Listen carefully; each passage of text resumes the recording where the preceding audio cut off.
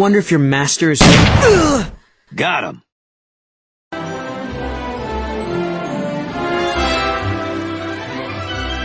Any idea what that might be? Oh, the Millennium Falcon. Never heard of it. Me neither. Let's go.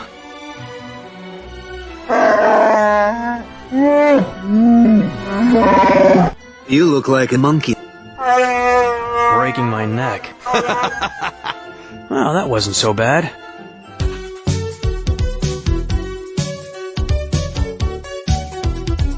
I've called you all here to relay some disturbing news. Kyle's still alive. I'm not so sure. Hello? He's right there. I'm not dead.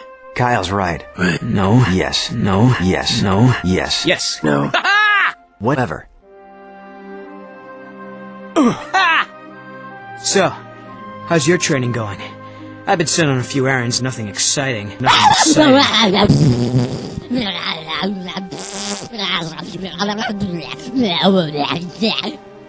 No problem.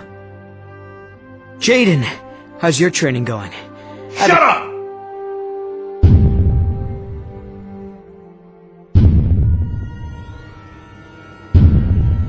It seems like it goes on forever.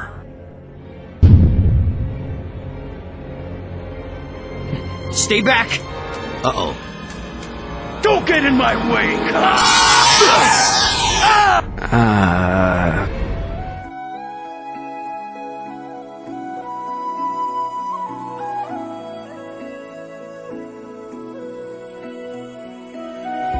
Oh, no. No. No. No. Every night in my dreams I see. What the...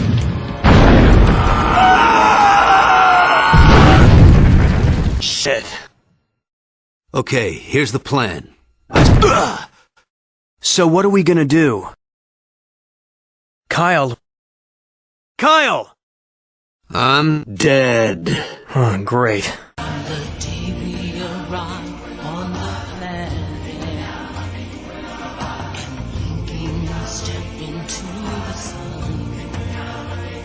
Shut up! No. There's more to see than can ever be seen.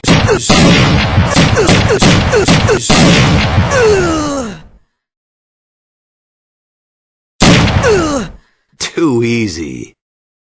We looked everywhere after getting free, but Tavion had already taken Rosh and fled.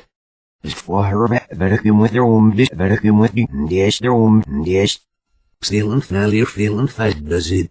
No, does it? So familiar, fineskul.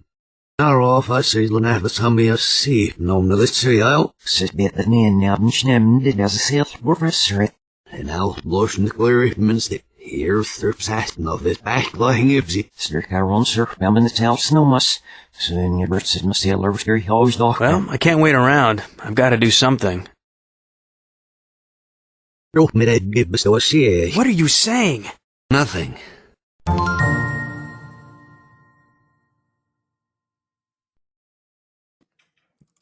Good evening, everybody. Once again, another episode. A fantastic episode of Jedi Academy Re-Edited. And you can't go wrong with a good Death of Rosh. I am Fractured Filter, co-host of Saturday Night Sith. Jay Hitman, how are you doing tonight, sir? Good. How are we doing, everybody? Fractured Filter, always a pleasure.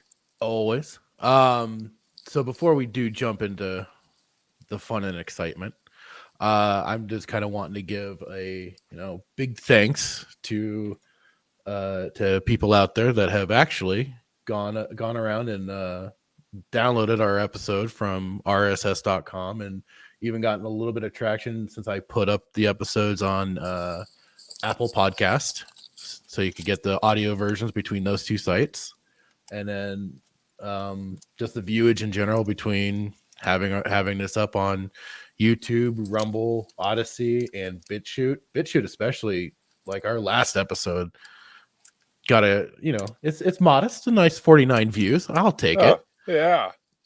I'll take 2 But views. yeah, right. But no, big thanks to people listening and actually finding us maybe entertaining. So yeah, I just thought I'd kick that off with that. Big shout out to everybody. Oh, yes, yeah. of course. So where do we start with everything? Now we talked about this a bit last week about all roads are leading to the sequel trilogy, right? And every possible avenue. Every avenue.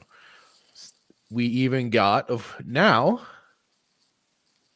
StarWars.com themselves confirming that we are, yes,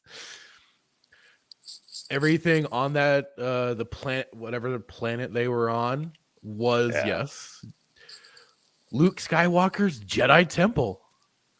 Like they say here, we've glimpsed Luke's storied temple in comic books and on film. Although to be fair, it was mostly rubble and flames and freaking Last Jedi. Now we turn back the clock to see the new Jedi school at its inception, with androids working hard to place every stone on the first humble hut. So look, does this mean that they just retconned Yavin? Like Yavin doesn't exist? No, anymore? it doesn't even mean. I mean, yes, in the sense that for people like us that hold true to George Lucas's era of continuity and the expanded universe, yes, they technically retconned it if you want to look at it that way. But I mean, this is their lore that they are setting up and going forward with, and like it is for it. I don't know if you've, Hitman, have paid attention to much of the rumor mills and stuff like that, but for quite some time there have been those people out there, and I understand wanting that hope that we were gonna get the sequel trilogy potentially erased in some way, shape, or form, whatever it might have been, either a full retconning or some time travel mumbo jumbo. But the scars, I think, are still there for a lot of people, and it'd be hard to make nice with those particular fans. But this just continues this just show them, they have every intention of going forward with what they've already established. So I just want to be clear. I just want to make sure I understood you. So basically, you said these bastards retconned everything. Well, we know they erased the EU and labeled it Legends, and wanted their own. They supposedly wanted their own continuity so they could feel like they could have a straight answer on everything. And yet, what have we seen? Nothing but contradictions and retconnings of their own source material and stuff like that. So I just never thought we'd come to the day where these and I try not to cuss, but I'm Irish, so I can use the word bastard. I never thought it would come to, like, this is just ridiculousness. They literally they should have come out and said, hey, for all of you EU fans, suck a fart. We're gonna erase Yavin as it never happened, and this new planet is basically. Well, that's what I was saying last week. I mean, the smartest decision that they could have done would have still kept that as their established lore for his Jedi Academy, because then you are, again, since they like to hit on the whole nostalgia and stuff like that. What better to have that first Rebel base that we saw in A New Hope as his Jedi Academy, as that place that he's gonna be training all these new Jedi. But they decided they wanted their own Jedi temple, their own. I don't think you can use the term Jedi. We need to come up with another term of Yeah. What website? So this is actually Star Wars. This is StarWars.com. This is from the mouse himself. The bastard mouse himself. Yes. So they were just going over some of the other montages and stuff like that. But this is the main thing I just wanted to harp on for sure, of their continuance of idiocracy. Yeah.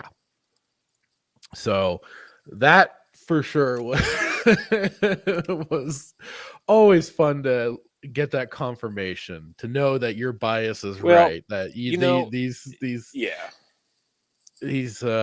twat waffles are just gonna keep this train going into. You need to come oblivion. up with a worse name than that to describe these people. There's words I could use, but I'm not going for the internet's sake. I'm not going to. We are a family show, and for the kids out there, we're not gonna stoop to that level. So earmuffs.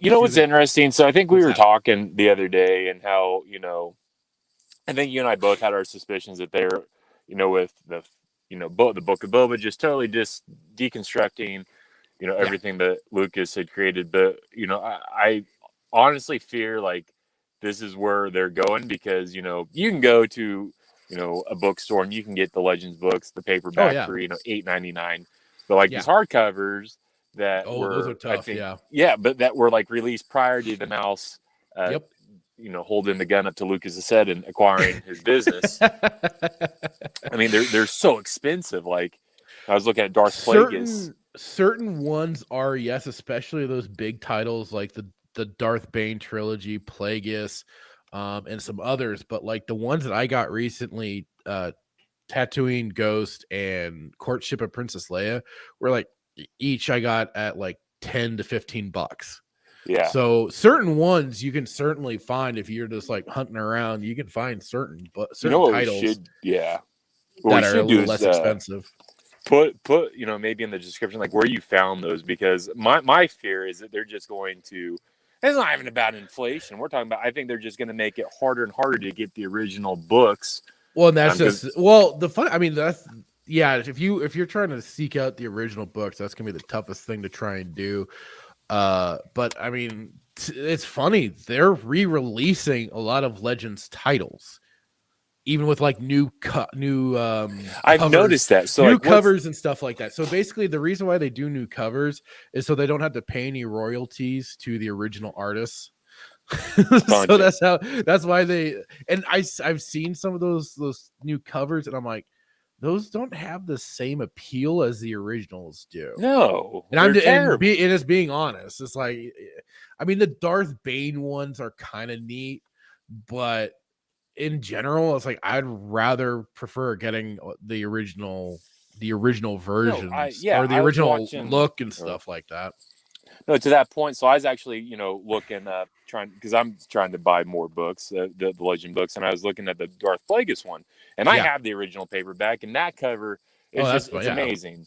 It's got Plague. You would assume Plagueis is in the background. Sheev, we all think, I know the one you're talking about. Yeah, he's kneeling down, and the new one, Sheev, Palpatine is sitting down, and then he's got this hooded, cloaked figure behind him, but it doesn't even look like a nun. Like, what are you doing? So it's just very interesting. What I think these bastards are trying to do, and hey, jokes on them. Like it's not gonna work. No. Well, for anybody that doesn't care, they're gonna want to grab the books anyways. For some of us that do care, we're like, we'll take our losses here and there and get what we can, and if not, fine. If so, cool. So this PSA out there: save your money. Don't buy High Republic books. Terrible. Oh Lord, don't get yourself a good book. I have not touched any of those. We should review. No, because that means you and I would have to read them, and I don't. I don't know if I'm up for trying to go through those. Yeah, no. I was gonna say we could review them, but then I forgot that we'd actually have to read them. Yeah, exactly. I can't even make it through 40 minutes of watching the Book of Mandalorian. I can't imagine trying to read through a book. Okay, so you know what was funny? is not long after this episode, this finale drops.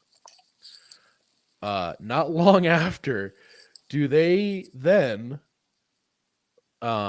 suddenly share out? I have it from the Star Wars Twitter account, and it's rather funny. They shared out about the Kenobi series. Oh, I know you're probably all up in arms. Let's see. And I basically, what I basically said to is the beginning of the end for Kenobi. I mean, pretty much.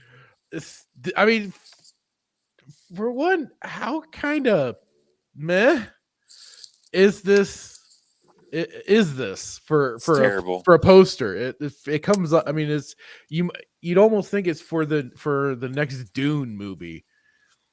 Yeah. Not for if you think of like all the different posters and stuff like that they've done for the mainline Star Wars movies, even the freaking sequels were at least looking a little more interesting and exciting at times. Do you expect anything less, though? What's that? Do you expect anything no, less? It's about what I'd expect, yes. It's just unfortunate, because listen, this poster, Obi-Wan is one of my favorite characters. It's just like, of course, dude, really? They lost so much money with the Book of Boba. I mean, this poster, the $25 poster, that's what they spent on it. Oof, right? I mean, I could be wrong. So you didn't hear about this at all? You didn't catch any of this? No, I don't. I mean, I got this. I don't think so. Get you. And apparently it's going to be dropping on May 25th on the official Star Wars day itself. Wait, hold on. The series Kenobi? Yeah. This is for the actual.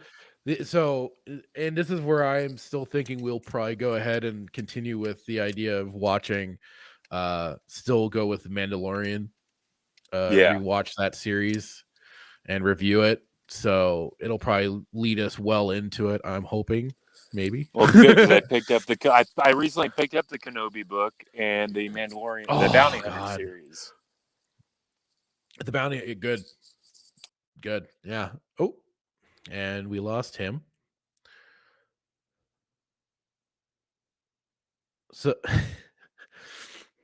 and this is the funny thing with this is that the design for what Obi-Wan is wearing too. I had some commenters that said it's to almost the equivalent of you'd mistake him for Uncle Owen, of just how shabby he looks. So they have a really cool design out there for him, and I'm gonna have to kick Hitman really quick because his thing seems he seems to have been complete. Yeah. Hang on, let me stop sharing that. Shoot.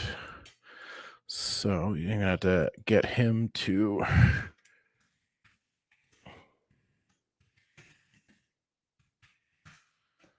Okay. Oh wait, there we go. That was weird. It was saying your device wasn't connected or something like that. So no, I wasn't able it's to. The mouse. I'm telling you, these bastard doesn't like the show. Well, like I told you, I did see some of the downloads, and some of the downloads did come from LA. I don't know. I'm sharing my love for the Kenobi book that I just bought, and I just get dropped out. So what I was saying while you were dropped out is, with that, I don't know if you got a good look at Kenobi himself, but it's just like he looks so drab.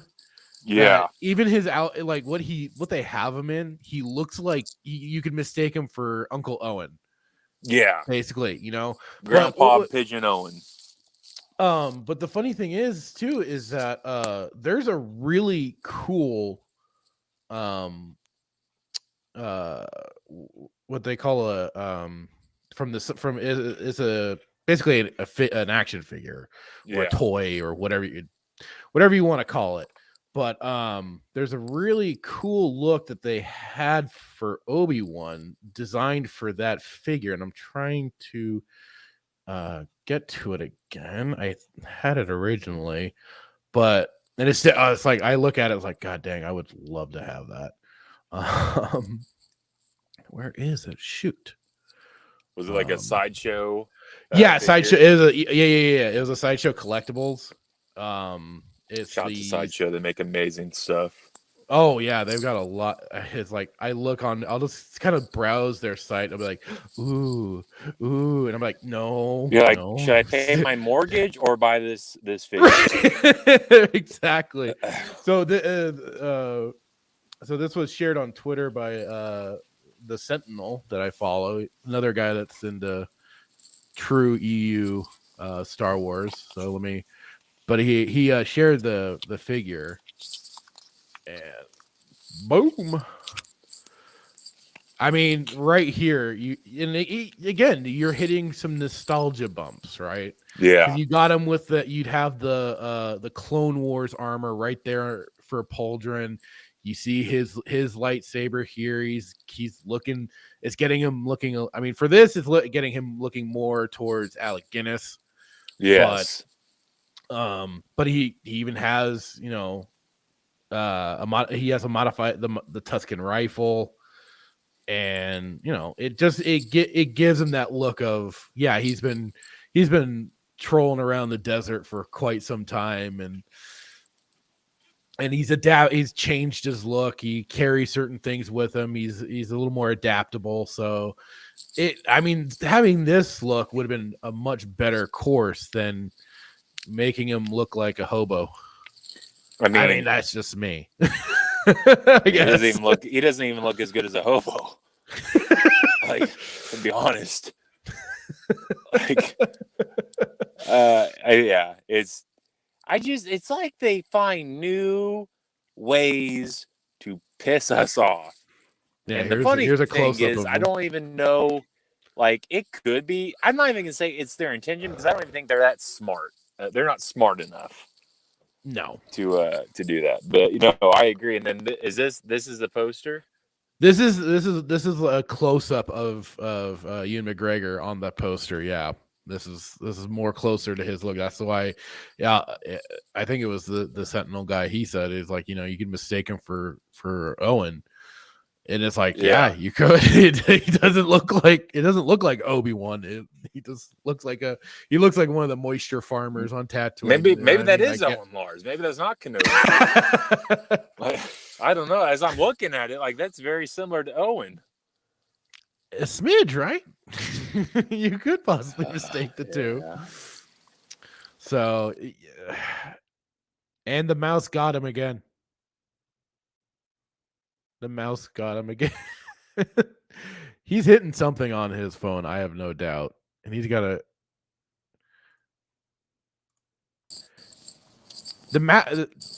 your camera's on. The mouse keeps getting you. I know. Bastard mouse. I thought you said you got a computer and stuff. What the heck? I know. I'm working on it. Oh, okay, so I got that little bit of stuff out of the way. Shall we go into the episode now? Let's do it. So I couldn't help but make a note that we almost hit an hour mark for this show, right? For this episode, we almost hit an hour mark. It's like, I saw it as a 58-minute runtime. Right. And of course, we have probably 3 to 5 minutes or so, give or 5 minutes dedicated to last time on Boba Fett. It was like, I think, it was like 5 minutes and 43. Yeah, it was almost 6. It was actually almost 6 minutes is when I was counting. I'm like, are we going to get started with this or no? Right.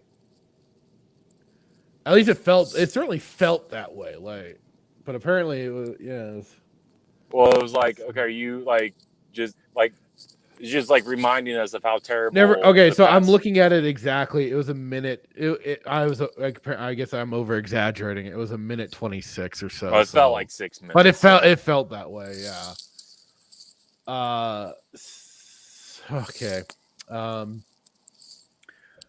So we are basically now it's that starting out with them in the blown out bar, which is surprisingly clean for an a blown up- explosion. right? Not a single No- ounce of blood. Well, not even that. No bodies, no nothing. Yeah. What some medic crew already came through and collected all the already collected the dead.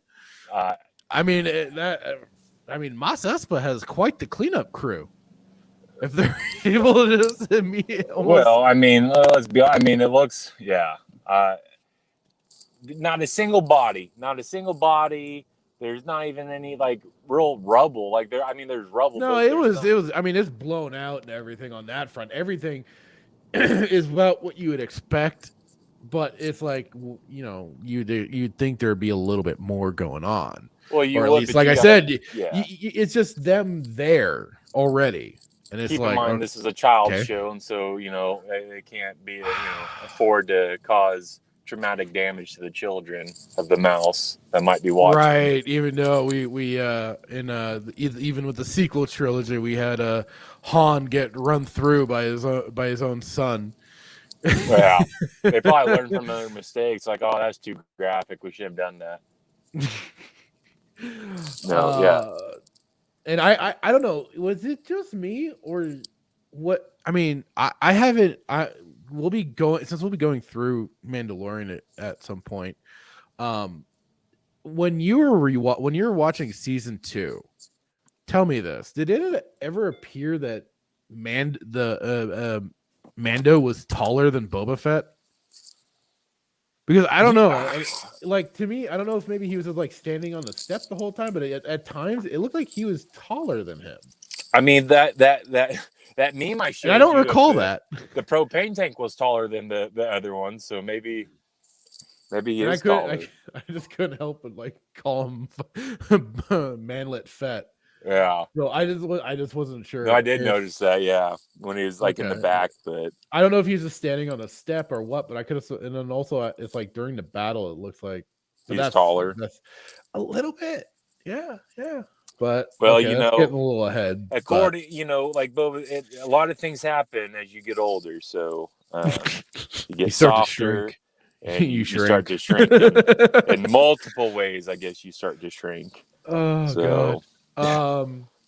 So we're held up, he then the Scooter Rangers are there and they want to protect their city, while Boba's like, no, we'll go back to base. We have the best defenses there. We could put up a better fight. And they basically give him the finger and say, no, we're going to stay here and defend Mos Espa. Did you call them what did you call them? I call them the Scooter Rangers. Scooter Rangers. That's I like that. That's good. And part of my note was the Scooter Rangers won't take any kind of orders from Boba Fett. Who's leading who?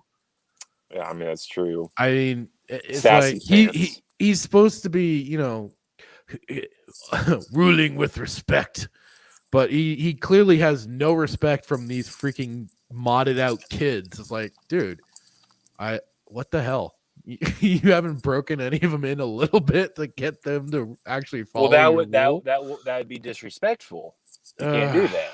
Of course not. Well, yours is a lot better than mine does. I just put mods, aka Power Rangers, advise Boba against changing locations to Jabba's palace. I love how he says it's still Jabba's palace and not his palace or anything like that. Yeah, like you couldn't have just, I don't know, come up with something for yourself.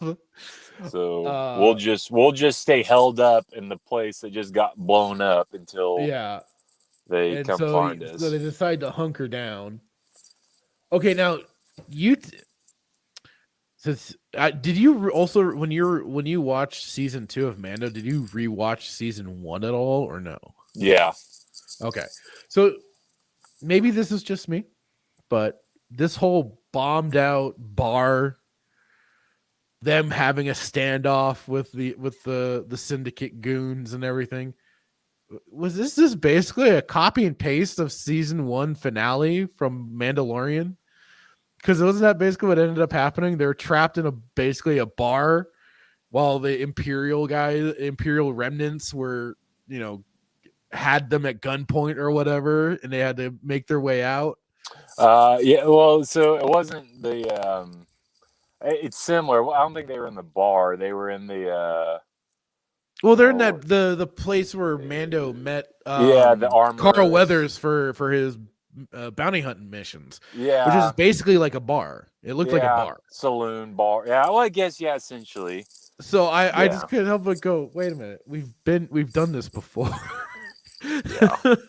Well, it seems to be the theme with Disney and now owners of they just steal from everything. It's like rob Peter to pay Paul.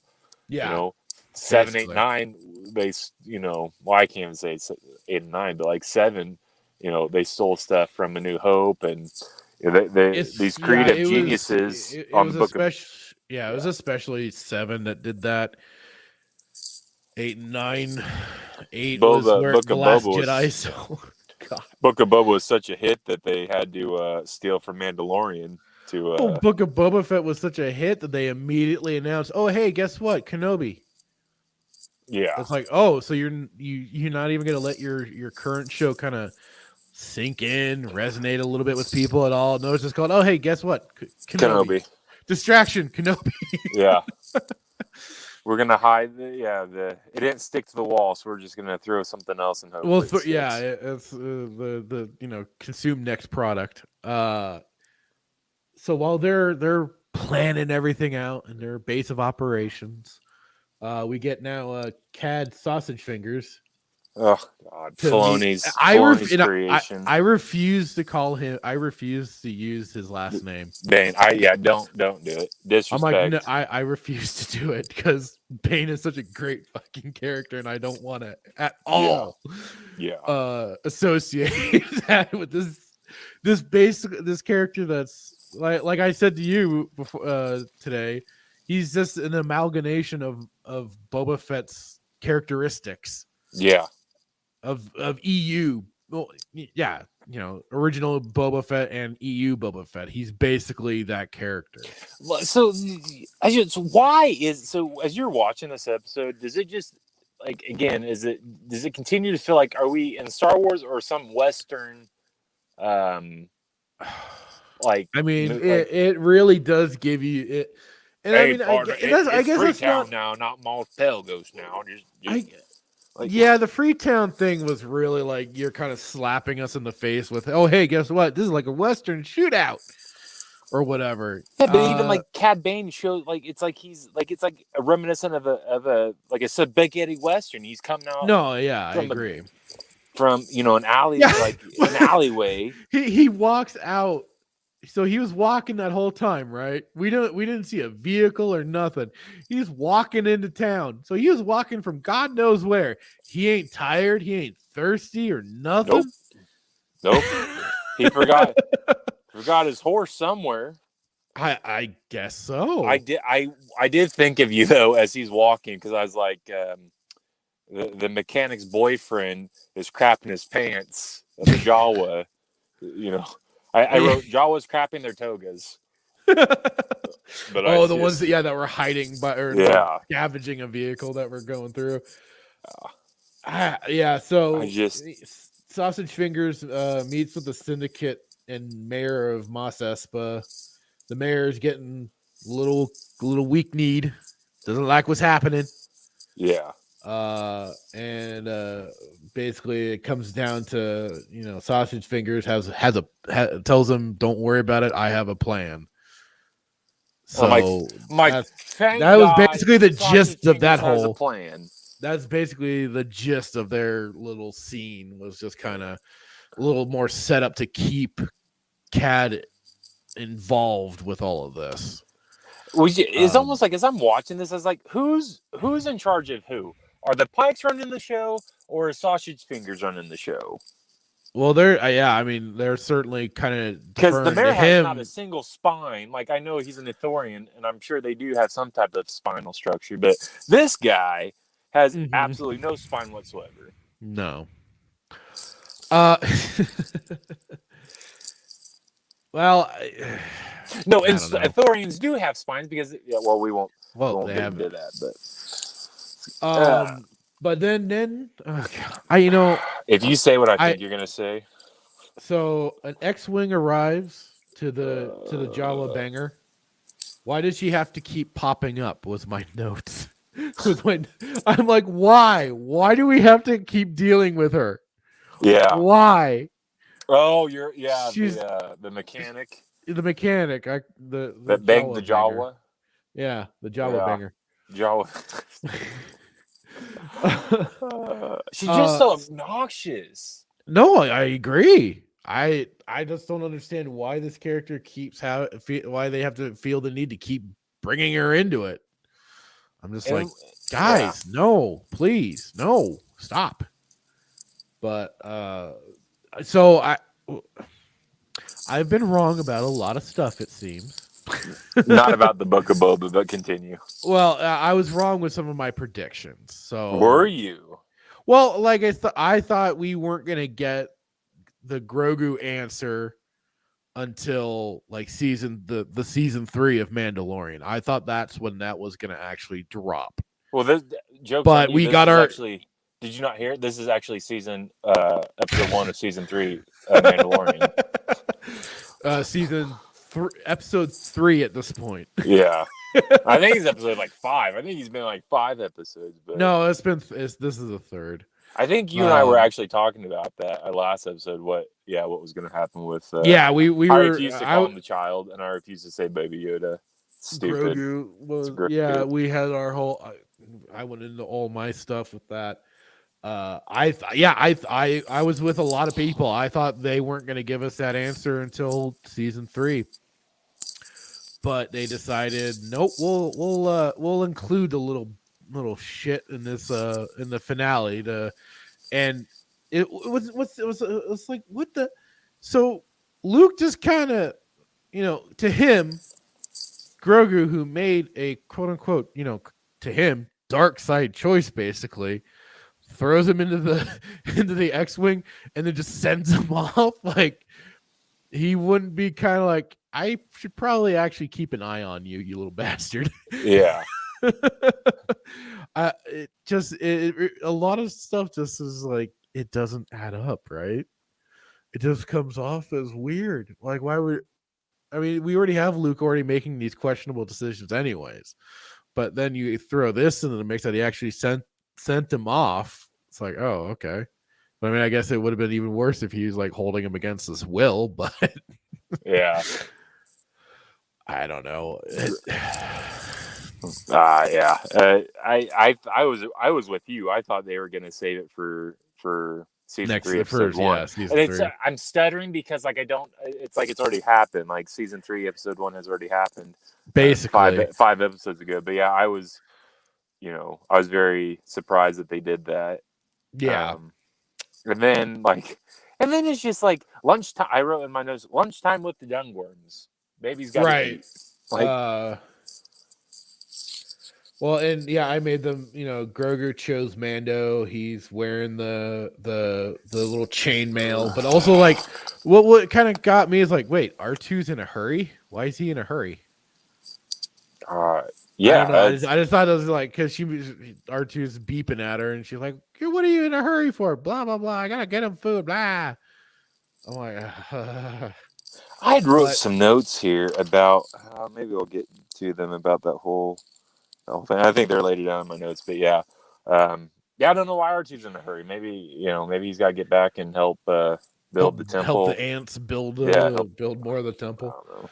I don't know. I was like Grogu wearing the armor, then gets fed to. But why did he send Grogu? Why didn't Luke go with Grogu? Like, why are you sending him by himself? I think they were trying to decide what they wanted to use their CG budget for. Mark Hamill. My hope is that I was thinking about this is that Mark Hamill would have just been like, "F you guys, this is stupid." Well, this was apparently something that I was wrong about. I thought he was doing at least like the voice work and stuff, Was he But not? no, it wasn't. They had a body, basically a body double or whatever for that kind of, that age of Luke. No And kidding. they apparently used basically like an AI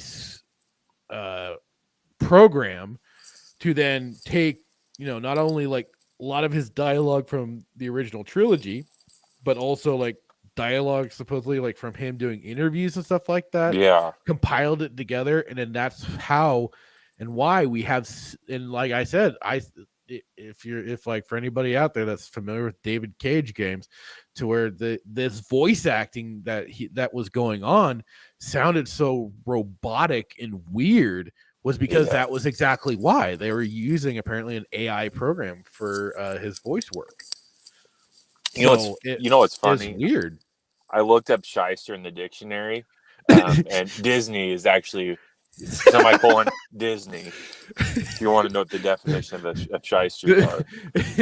Is it a picture of the mouse right there? Yeah. Or is it the castle with the...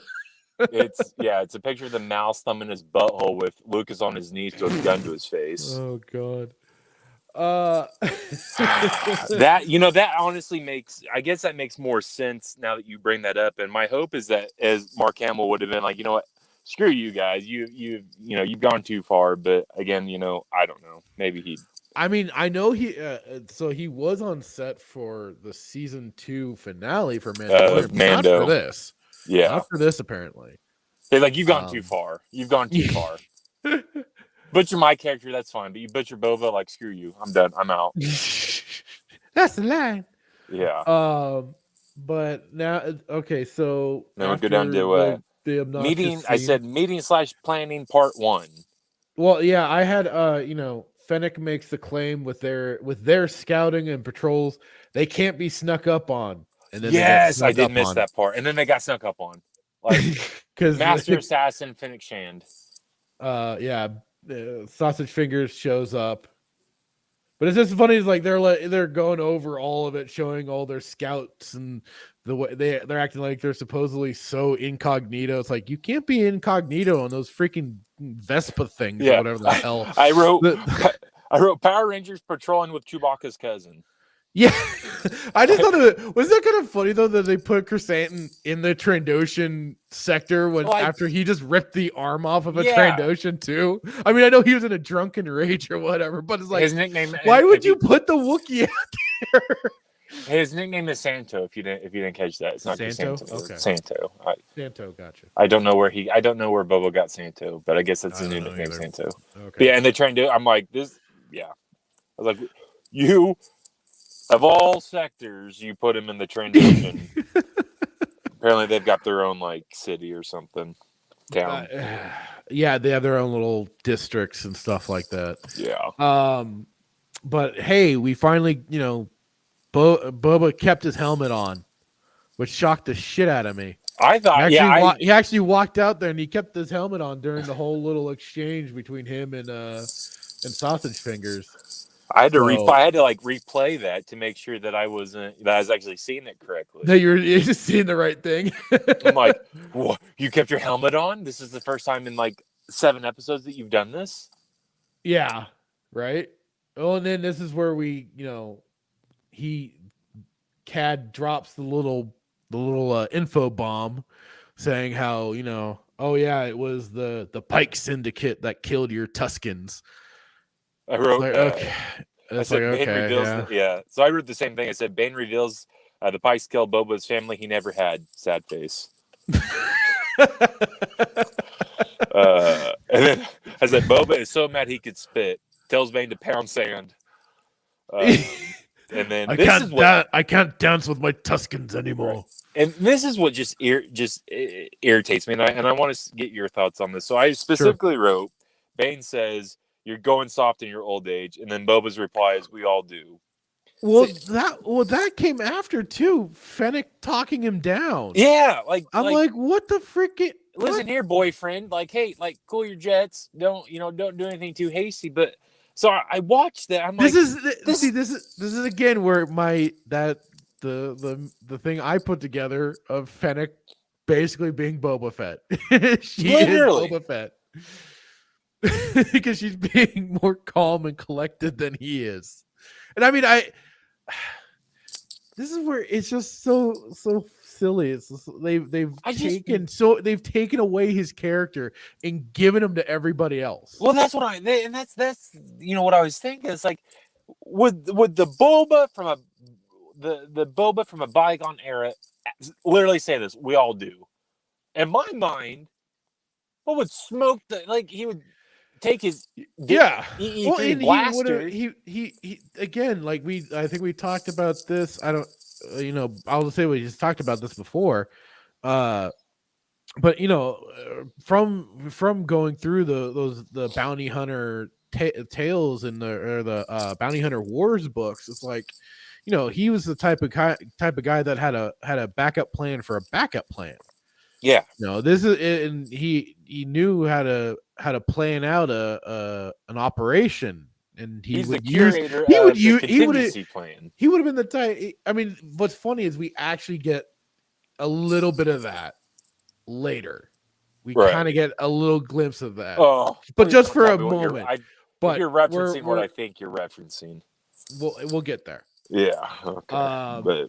But yeah, I had Fennec talk down Boba Fett and gets mocked by Cad for going soft in his old age. But do you think the Boba? Let's say we'll even say the Boba of the books, right? Like the bounty hunter. But oh my goodness, bounty hunter series. Do you think that Boba and the Boba that you and I grew up with would act like this or make that comment, or do you think he would, rip his throat from his eye socket? I think he would have. He probably would have had. I think he would, if he was really kind of caught with his pants down, so to speak, he would have probably fallen back and tried to come up with an idea on how to attack him. But I mean, if with their history being established like it has because of the Clone Wars and crap like that, I mean, he would probably have analyzed Bane. Sausage fingers. Yes. He would have already had him analyzed. He would have known the way he fights. He would have had a tactic of any kind to fight him probably right then and there if he really wanted to. So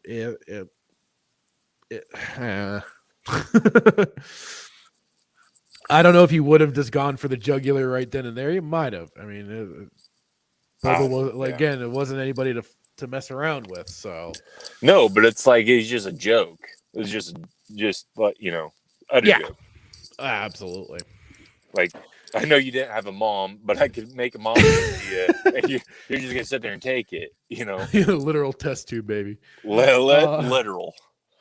So then it's basically, Scooter Rangers gets cornered, trapped, along with Chrysanthemum and the Gamorreans.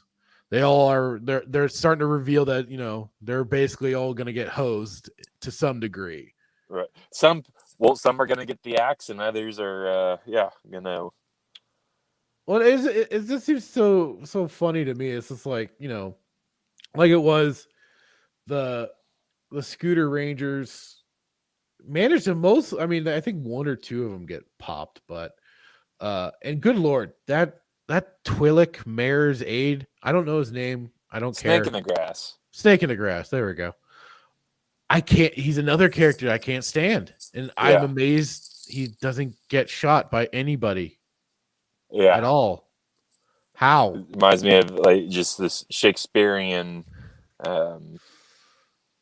he's almost on the same level as the mechanic. He's along with the Jawa banger. I want both of them gone. But you know what's interesting? I guarantee you that to the children of the mouse, and this is very subjective, but I feel like they're probably the two most favorite characters amongst the people. That's, you want to see some bullshit. So do you know the website GameSpot? Yeah. They had this. Hang on. Share. Boom. What the? Stop it. There we go. The Book of Boba Fett proves Amy Sedaris, our Jawa banger, should be the new Luke Stop it. Skywalker. I think I read this This article. is the Or I most saw it. you in it, and for as far as I could tell, there's no tags saying that this is all a joke or anything like that. They were being legit. And it's the most bullshit thing in the world. And then even at the end of it, it's like, fingers crossed, she shows up in Obi-Wan somehow. Dear Lord. They do that. I mean, I don't know. I don't know. I think I came across this article today or yesterday. Maybe not this specific one, but definitely the title of it. I think I remember seeing, or maybe it was a nightmare. I don't know. One of the two. I'm already like fed up with most video game websites at this point. I don't really go to any of them. They're all bullshit in my book. But it's like, and there used to be a time where I remember some people were like, oh yeah, GameSpot's a good place to go for, and the mouse got him again.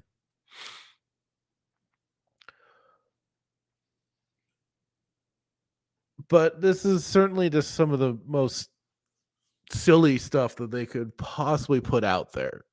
Because GameSpot, whatever reputation that they might have held in some people's eyes, I couldn't imagine it staying too high up there with goofy stuff like this. Because, I mean, to kind of put this character that's only, as far as I could tell, just meant to be a guest appearance here and there, but comes off just so incredibly obnoxious. But I can't imagine I'm the only one that feels this way about this character. Between the shrill voice, the goofy look, and just overall, I mean, she only finally has something to do in this episode besides pulling a Naboo starfighter out of her back end. And he's back. Wow, you are having all kinds of problems today. I don't. This has never happened before. I'm sending an email to Disney after the show. No, I was just kind of going on about it. It's just like, it's the most. I don't get why they keep this character as obnoxious as she is, the shrill voice, the goofy look. It's just like, how why? Yeah. Why are we getting this? Because like it was, yeah, she kind of has something that she sort of does in this episode, but other than what's that? Other than being not obnoxious. Well, the only thing I can think of is just bringing their Deus Ex Machina to the fight. Yeah. But that does come a little bit later. And then, like I was saying before you got back, was, besides pulling out a Naboo starfighter out of her back end out of nowhere, it's like, what does she really bring to the tables? So, yeah, it's funny that you brought that up. I just had to. Yeah. I had that article on standby just in case. I'm glad you pulled it up. I knew I was thinking that. I was like, how can this most obnoxious character be gaining so much traction? Right? I have no idea. Neither do I. Generation that we're in, but I guess so. I found it very interesting that did you when you were watching he's talking to Bane and everything, and basically tells him, I think, pound sand, and then how does the trap get sprung? Was this like all part of the plan? And it doesn't matter, I guess. This was it was basically all part. It was all happen no matter what. Yeah, it was basically like the way it was set out was that like maybe he would have told them back off if it had gone differently, but yeah, basically the way it was presented, at least in my eyes, was it was basically they were all set up to do this. Well, and then there's a detail of it that also irritated me. It was like, Where he says, I've got back shooters too. Like, is this just a Western? Like, I got back shooters too. And Well, they only showed like what 3 or 4 Three? guys, and it's like, I mean, what? Who cares? But yeah, some of the notes I took, I was like, the mods, AK Power Rangers, form Boba, something is off.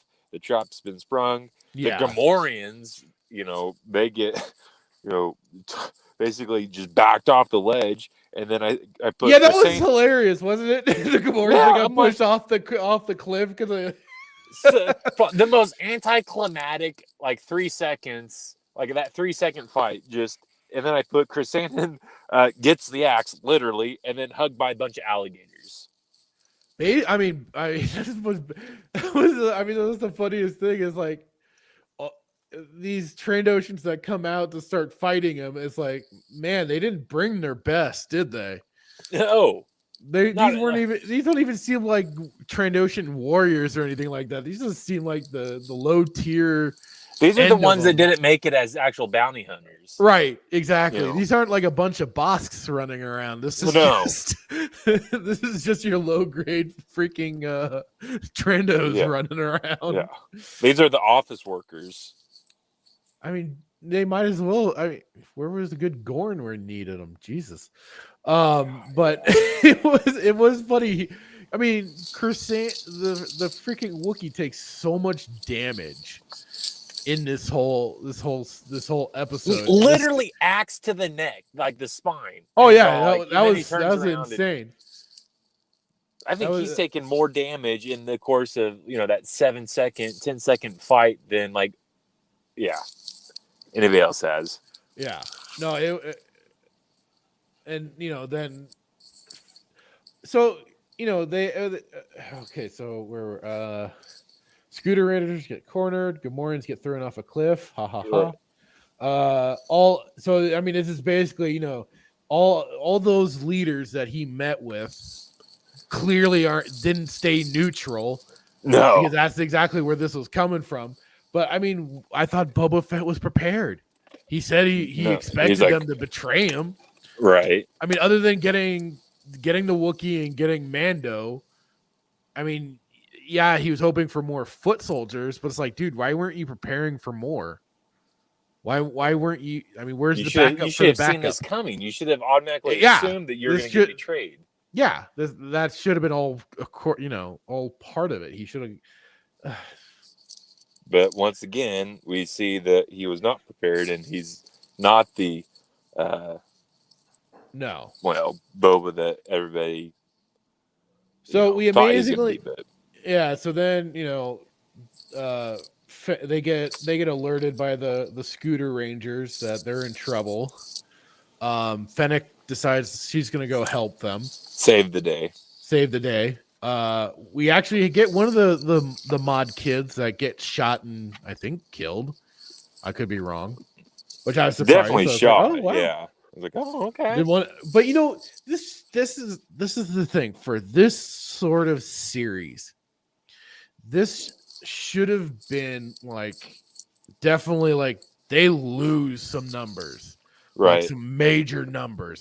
This whole alleyway scene where they're cornered. They should have been wiped out. If anything, maybe 1 or 2 survivors, but that should have been decimation time. No, to really bring the impact of holy crap.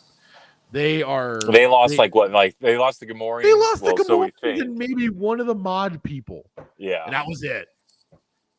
It's but then I think later in the episode he's like, I'll be surprised if any of them survived.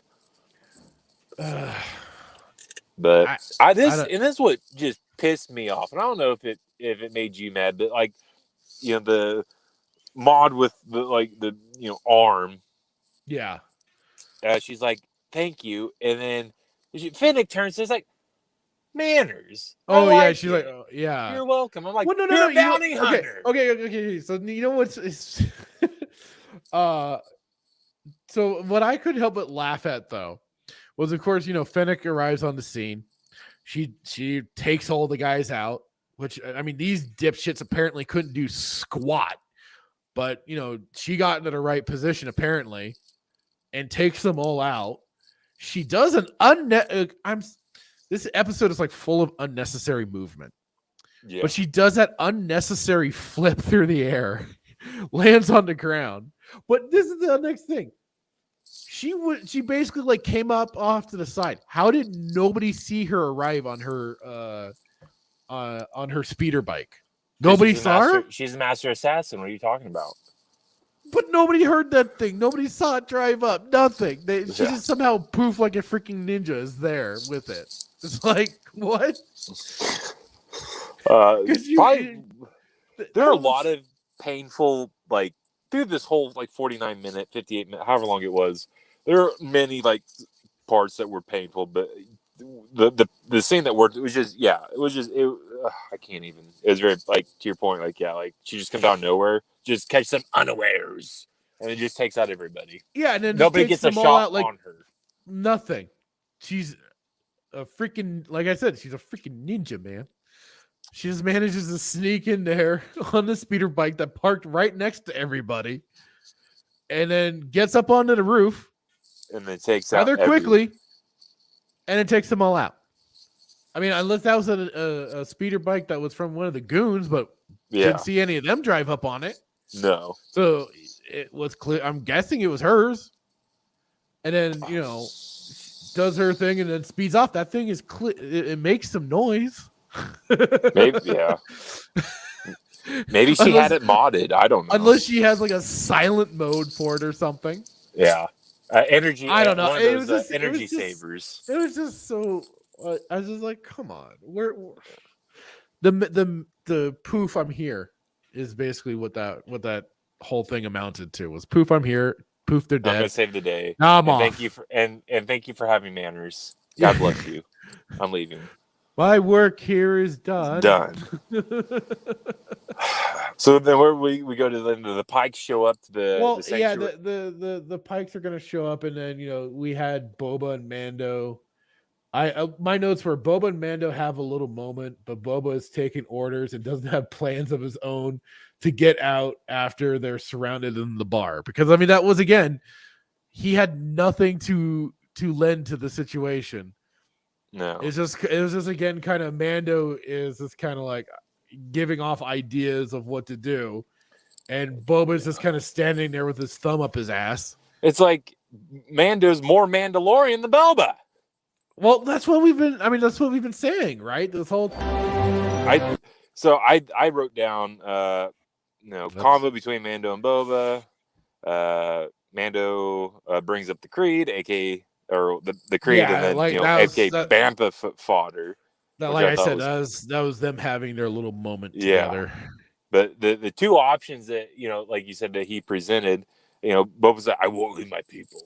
Well, yeah, and then Mando gets to use his catchphrase, of course. Yeah. I was like, last time weren't you born on Camino? But these are your people, like. I don't know. See, this is where we've been, I've been bitching about this whole time. It's like you butchered his character so much. You had the lore; it was all there. Karen, like you've brought up before, Karen Travis was writing all the Mandalorian books and stuff like that, and even for the later series books where it was the whole Jason Solo turns to the dark side. Yeah, she wrote. I believe it was the book that she wrote. The book that she wrote too was the one that involved Boba Fett and more of the Mandalorian culture and stuff like that, and what was going on with them and all that. Right. So you and then Disney saw how violent it was. No. It wasn't even Disney. It wasn't even Disney. This was still Filoni. Because remember, Clone Wars just wiped out everything that was anything to do with the Mandalorians. That made them the Mandalorians that we knew. I mean, what was established even with Coder and Candace and how he described them and all of that. It was just all erased just for basically his own freaking ego to redo all this established stuff. Yeah. And like it was pissed off Karen Traviss. She gave them the finger and left, stopped writing for Star Wars and everything. And Which is just such a shame because if you I don't know if you ever read the Republic Commando books, but they're just so good. Those are books I gotta find and start going through because I've heard that they are nothing but awesome. Yeah, Hard Contact, 000, even the I think the last one. Well, the last one's Order 66, but 501st, like, you know. Well, and that was the thing too. It's like you even got a little extra glimpse into certain aspects of the clones too. In Battlefront 2, the whole story campaign is the 501st and carrying everything out under Anakin Vader. So even Republic Commando games were great. Oh yeah. Oh God. I'll have to replay it. I'm gonna have to replay that one of these days. Go through it again because it's been a long time since I've gone all the way through that game. But awesome. You're exactly right. I think it's just this ego trip that Filoni has. Like he's like, well, it's like, well, I can't create anything that good, so I'm just gonna retcon it and do something myself. Which is so stupid because he would have gotten so much kudos for just following what's was already established, what people already knew and loved about the Mandalorians and their culture and stuff like that, and the characters that were already there. And yeah, there was the Death Watch and stuff like that, but I mean, they had their own cities and everything like that, police squads and whatnot. They had an established thing, but it was just like he just couldn't leave well enough alone. He had he had to turn it into this weird I don't even know what. Like they were like weird, almost like full on isolationists, right? And that weird big domed city in Clone Wars and a bunch of pacifists. Suddenly, it's like, well, that's what where did this come from? Like, are they doing it because they want to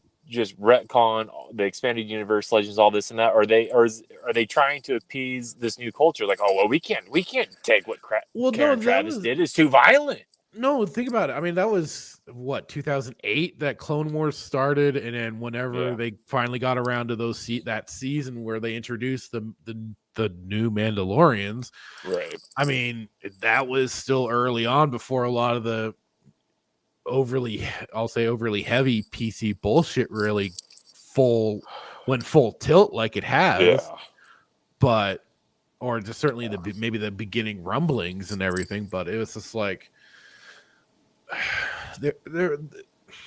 It's just to the point. There was no reason for this. You had a blueprint that was just fine and working great with the books, the comics, it wasn't video games. Though. I think that's the issue that they had with it. Yes, and it wasn't his, so he had to do something to make it his and make himself out to be like, oh look, I brought in the Mandalorians into quote unquote canon or whatever. So even though we had that from Attack of the Clones, but it's just like, oh look, I'm doing it now. Yay. Well, then we have I think we dropped down to your favorite character. Your second favorite. The Snake in the Grass Greaseball chimes in and gives his 2 cents on the matter. Yeah, the Twi'lek Mayor's Aide gets. I mean, it is funny though. I mean, this is where what I was talking about, what I mentioned earlier. We get that little shine of Boba Fett, where he goes, "I have an idea," and he writes down his message or whatever, and then sends him out there. Goes, "Okay, I have a proposition for them. Go give it to them." The guy doesn't even look at it until he gets out there. Especially after his little fluff piece of going, oh, I had Coruscant training and blah blah blah. But he doesn't even look at the data pad thing that he goes out with, and I just basically said, Mayor Aide gets tricked to walk out there with a bullshit statement from Boba Fett. Which I'm like, all right, okay, we got a little something, fine, right, whatever. It wasn't much, but then shock and awe, Boba Fett remembers he has a jetpack. Right? They both do. They both well. I mean, Mando's used his before, but it was just But- funny because my note was, wow, Boba remembers he has a jetpack, and him and Mando launch a surprise attack on the Syndicate. That's a lot better than mine. See, you've been killing it. Like you're doing a lot better than mine. I just wrote Boba and Mando's made her assault on fish heads.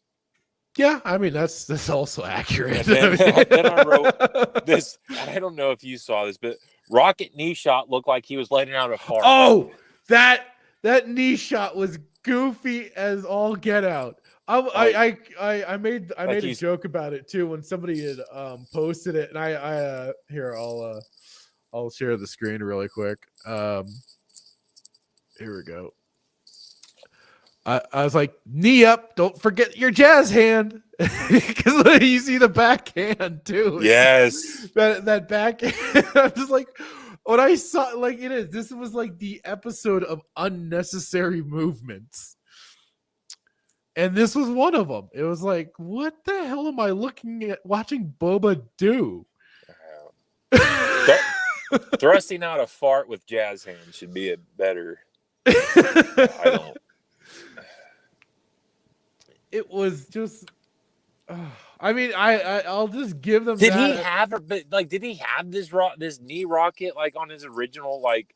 Not that I ever saw, but I mean, Empire Strikes Back. Like where? Like no. Why a knee rocket? Like I don't know. No sense. I don't know. I mean, never in the history have I ever seen a knee rocket. So okay, this was something where I was wrong about, because amazingly, and I'll just kind of get this out of the way. Fennec does not save them whatsoever. She is actually out. Well, that's what I said. I made that prediction, was that she was gonna at some point. It was gonna be Boba Mando. Boba was gonna get beaten down. Mando was going to come in and save him. He gets beaten down, and then Fennec was going to come in and save them both. That was my prediction. I was wrong. I admit it. I admit it. But she basically is then, after taking out and saving the Scooter Rangers, she's kind of out of it for the rest of this stuff. So I'll just say that I was wrong. But we still, but I mean,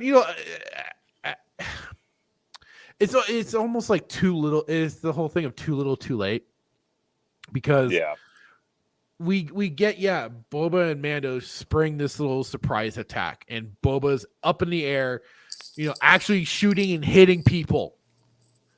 But it was like surprisingly, shock and awe, right? But it was again, where was that before? Where was that when they got ambushed of him doing something smart, like using his freaking jetpacks to get away from the weird shield warrior guys? Oh, God, where was that? I'm surprised I remembered it. I used to rewatch these stupid episodes just to refresh my brain, because after watching it, other than my notes here, it goes out of my brain. Once we're done with this too, I know I won't ever watch it again. I'll probably never go unless, like, just admit it once, if they actually do a season 2, which I don't know if they will, but if they do, I might just do a quick review. I don't know if this is actually going to be like a one and done, or because I mean, it doesn't say like Book of Boba Fett season 1. It's just called the Book of Boba Fett, and then that's kind of it, So I don't know. Yeah. I my predictions have sucked. Well, mine too. For now, I won't really go into that, but yeah, what was it? Part of my notes too was Boba Fett is actually killing enemies for once, but not without a weird leg rockets that come off looking like a ballerina. Yeah, because it was just just seeing that move is it's just goofy. Like, why? I mean, I could understand like using your wrist rocket, but knee? I don't get it. Makes no No, sense. it's like I said, this is the episode of unnecessary movements and actions and stuff like that. So, Well, but like I said, hey, we get Boba actually killing a bunch of look-alike goons, so it makes it easy. We're kind of getting it's kind of like our new little stormtroopers that all look alike, so it makes it easy to kill them. right. They don't really have faces. They're just wearing these weird helmets, just like Mando and Boba. Again, we got like Mando tanking so many of the shots. He's just getting pelted. He just gets pelted. Like I said, the whole him having this Beskar armor is just like, really? So then, like, as they're finally getting down to the wire and completely surrounded, the boys of Freetown. Oh, this was another thing. I don't know. I don't think I wrote it down. No, I didn't. But I'm kind of going through it too. The episode. That guy that came up on them when they both were kind of standing together, and he was up on the top of the building. He shoots at them, and then they just turn, look pissed. I mean, you kind of can't really say they look pissed. It's just from their helmets, right? But they just look up at him and then just start shooting the ever-loving shit out of him. I'm like, guys, your first two shots were fine. He was falling to his death anyways. You didn't have to shoot him on the way down. Multiple. It's like just to put insult to injury. Which, hey, I can dig, but it's like you already know you've got a bunch of these goons that keep coming up on you. Shouldn't you focus more on that than shooting the hell out of one guy that happened to have gotten the sneak up on you? And why didn't they ever activate their jetpacks again? It's like that one little flight, and then there's out of fuel. I don't know. Maybe I don't know how to use it. But then we get the that would be too smart. That'd make too much sense. Right, exactly. Giving them too much credit. But then we got the people of Freetown. Freetown coming in to save the day. I don't know if you caught this. I wrote in my notes that the battle ensues, and then the guy that has like the ponytail. I don't even know what race he is. It's I couldn't figure it out, but he's got like the ponytail. He's like the he was the bartender. Yeah. Did you know that this rifle he's holding? This is a Minuteman rifle from the Revolutionary War. Well, I mean that it's not. They've done. I mean, even. Oh yeah, you're right. I'm looking at it right now. Literally, that's funny. It's from 9. Well, I mean, like, what was it? Han Solo's his pistol is basically they modified a Is it a Ruger? A broom handle pistol. I forgot what it's called.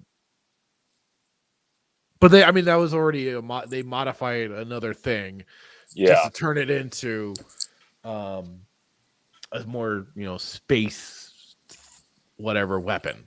No, I looked up. This gun, this rifle was used in the American Revolutionary War. Like that's what it is. Like, but yeah. So like the whole battle goes on, and then I wrote the Power Rangers show up to save Freetown and Boba and Mando. And then I wrote. So what's fun? Oh, I don't know how well this is gonna be able to be seen, but what's funny is that vehicle that they drove up in. Yeah. I remember in the game Star Wars Galaxies, me and when they brought in what was called the combat upgrade. They had released a bunch of new vehicles and stuff, and then this was one of them, which is basically this one right here. It's almost identical. Except, man, nobody was riding in the inside. They were all on the outside for some reason. I'm like, well, I saw the vehicle. I'm like, wait a minute, that's not right. No, they were all piled in the back when you only got one person riding up there. They have that tent is the most legal tent. You couldn't even see out of it, even if you had somebody. No, inside. You couldn't. Like, I mean, what funny thing that they also just kind of like. I mean, I remember somebody showing it off from I think from some old either like art books or something like that for Star Wars, but I couldn't help but share this around. Go, oh yeah. I remember hauling around in that thing, and it was funny when I saw that vehicle. It reminded me of that. I was like, oh yeah, the good old times. Yeah, just ridiculous speeder. Whatever you call it. I don't even know if you call it a speeder. I don't know. Yeah. A transport, I guess. Yeah. Well, at least this one, like, I guess, is modified for to be like almost like a truck. Yeah. But no, so of course they're doing their standoff with the Freetown people. But I couldn't help but another note that I made for this was like Scooter Rangers arrive as well to help out, and then of course you have to have them do the insults of we're basically like I wrote help out. They insult the quote unquote country folk, and the country folk insults the city folk. And so I'm just like, of course they kind of do that stupid dynamic. Yeah. I was like, come on, really? They're really gonna have them break down this time while they're in the middle of a whole basic gang war? Come on. You kind of have more important things to be worried about, right? Apparently that's important. But I wrote underneath Chewie's cousin is still pissed about those hugs. And then Santo has a date with Boba's back to bed. Right. So I had the note too of like, Santon is still alive and shows up as well. Dude gets shot to holy hell. Yeah. Like, I mean, I understand he's a Wookiee and he can tank. But, I mean, he just, like, tanks all of this damage. He's dragging his leg. But, like, five minutes later, I like it is. I can't help but sometimes just bring things into Star Wars Galaxy's terms. I'm just like, I was like, I couldn't help but like go, what did he have? Did he have his Terrace Costi battle meditation? So while he was back there behind the vehicle, he was meditating and healing his own wounds. That or his I mean, I don't infused his hair with Kevlar or something. I don't know. Cortosis, maybe. Right? Because it was just like he took so many bloody shots, and he still is like with no blood, mind you. Wow. Okay. I don't know how, yeah. I mean, I would assume Wookiees have blood. Yeah, they do. It's just we're not gonna get that. No. They didn't even give us a like singed hair. He just just took it. He pretty much. And like I said, the only thing, like for only a short time does he drag his foot, showing any kind of like lasting damage. He's like, I rolled my ankle. But all he had to do is just kind of lay there for a while, and then he eventually just gets back up and he's back at it. Maybe he stole some of the spice. Maybe he's high off spice. He's all jacked up on the spice. Yeah, he's got a lot of adrenaline. He can't feel anything. But after this is where I lost my mind. And maybe you know where I'm going with this, but I'm gonna guess it has something to do with the battle droids that look like something that was sent by Skynet. That's what I said. So very simple. I put black market modified droidicas on steroids show up. Yeah, I also called them super droidicas. Yeah. So okay, I wish I had kept this, and I didn't save it whatsoever, mainly because I was just like they were praising it more than anything, because it's again more looted stuff from concept arts. Apparently the design of these things was supposedly a design that was from Attack of the Clones for the art book for it, and so supposedly these designs were legit. Really? But it's just so funny because it's again Filoni kind of looting Prius, like concept arts and stuff like that because he did that for Rebels for one of the characters, and just kind of looting it and going, "Oh, hey, look, we got something quote unquote new." But of course, I mean, they're gonna be a little bit more on it, but it's just funny that again, it's more kind of stuff taken from old concept arts. That's all. Yeah. Because I mean, like I looked at it and I'm like, yeah, it looked like a freaking Skynet Terminator thing. That's what I saw it as. I was like, oh, somebody's been watching Terminator 2 or something. Yeah. I like how you mentioned, and I wrote this later in some of my notes, but just still in concept art. But yeah, and this is what just pisses me off. So, and then the droidicas show up, and then for the first time, Bubba remembers how to fire his Z6 jetpack rocket. Like, yeah, the first time in these 7. You're right. That that was kind of the funny. Like my note on that though was it was Boba launches rocket and surprise does nothing. Yeah, it was like because I'm like, wah. Yeah, that was it was kind of like okay, well, yeah, we're. But wait, it gets better. Mando has to one up him and use his flamethrower at a shielded droidica. Like, yeah, that was like everything that was going because it's like Mando. I wrote down Mando and Boba impotently go at the super droidica's energy bubble. I'm like, you already launched a rocket at it. That was basically one of your best options. What do you think? What makes you think anything else is going to do any better?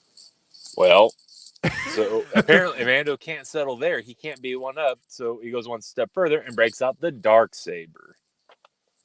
Yeah. What's that?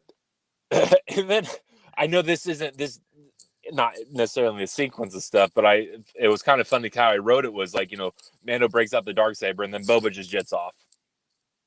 Well, yeah, I don't know. I don't remember if he said anything in particular. He did. Yeah, he's like, we need he's talking about he needs reinforcements or whatever, but right. Yeah. Okay. Yeah. And yeah, he's yeah, okay. I was just trying to remember it a little bit myself too. Yeah, just how I wrote it. Yeah, he busted out the darksaber. That does absolutely dick. And where Boba thinks, oh hey, I'm gonna leave you alone for a while. You got this, right? You got this, homie. You got this. Sometimes I make myself laugh. Just sometimes, not all the time. But then I wrote Gunry's droidica's great grandchild tearing up the city, making it look a lot better than Mos Eisley. Part of my notes too was Mando and Boba split up, and Mando. Okay, so then because he's again shooting at these things like a goof, thinking it's gonna do. I mean, I guess he's just trying to blast. All he's trying to do is distract it, right? Right. To get it to come chase after him. And what's funny is like, the other droid that went after the other group has the worst optics thing imaginable. Because it's like, it was fully following all of them, right? And yet the Wookiee just happens to duck off to the side and he doesn't get noticed. Listen, he's so. Not the smallest Wookiee either. No, that's just it. He's not the smallest Wookiee. He's a big, beefy dude. And while he's even the Wookiee starts messing with the droid. Yeah. Doesn't get quite noticed until he starts touching the bubble and then gets his shit rocked. I find it just hilarious that these things are like obviously shielded, but they keep blasting it. Like they think like eventually it's gonna break their shield. I just I get for filming purposes, but it's like your blasters aren't working. Why don't you try something else? And what's funny, this was again what I talked about. Like I don't know if he hid behind when the Wookiee was hiding behind the speeder, because he was running like he didn't have a limp foot anymore. I'm telling you, it's a spice. He's smoking spice during this whole episode. He just came down from his high, and now he just smoked another blunt. Spice. Like, I mean, yeah, right? It's maybe we should start getting some of this spice. Get in on this spice deal. Whatever the freaking writers are using, right? To make themselves think, oh my God, we are writing genius stuff here. You're exactly right. Like he's running the marathon. Like he's good. He's not hurt or anything. No singed fur, no rolled ankle, nothing. And then, let me see if I can share this properly, and you'll have to tell me if there's audio or not. We get another unnecessary movement. Oh, okay. You'll have to tell me if you can hear this. No audio. No audio? God dang it. Hang on. Boomered it. Oops, not that. Darn it. Share system audio. There we go. Ow, hell. It's not letting me do it for some reason. Let me But he basically, yeah. I mean, it's just him. We have the mod guy that does his stationary. His silly little spin trick. I got this. This will work at least. I think it gets goofy when I try and have too much shit open.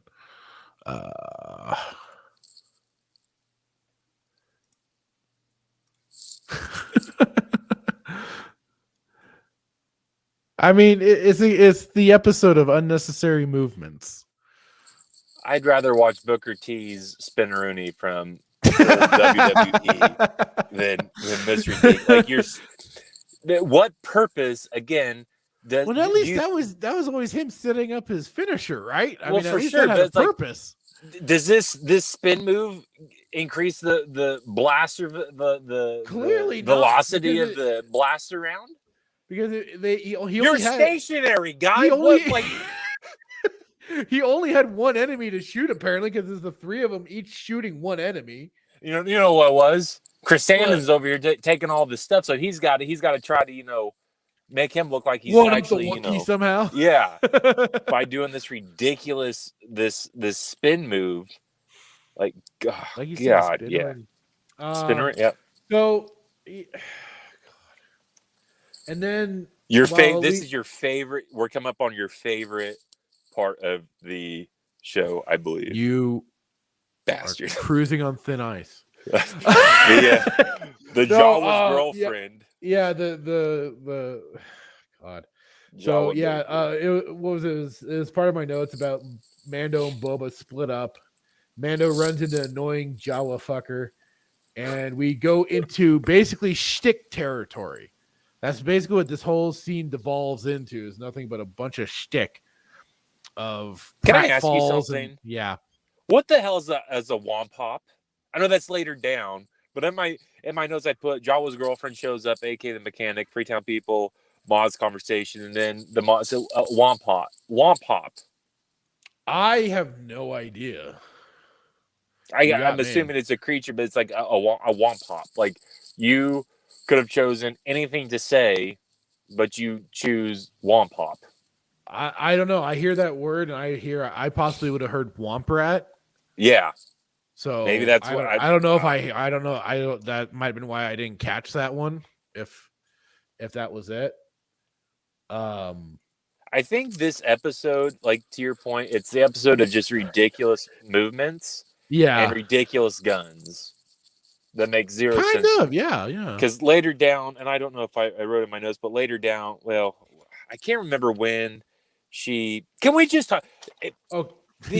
Later, okay, we'll get to it later. But you're going to tell me to get back in my cage. But it's funny. No. Like, I was going to let you go. I was going to wait to see. Well, do you think that the Jawa banger, as you call her, is now going to be the Pretty Tail banger? Pretty Tail. Oh God.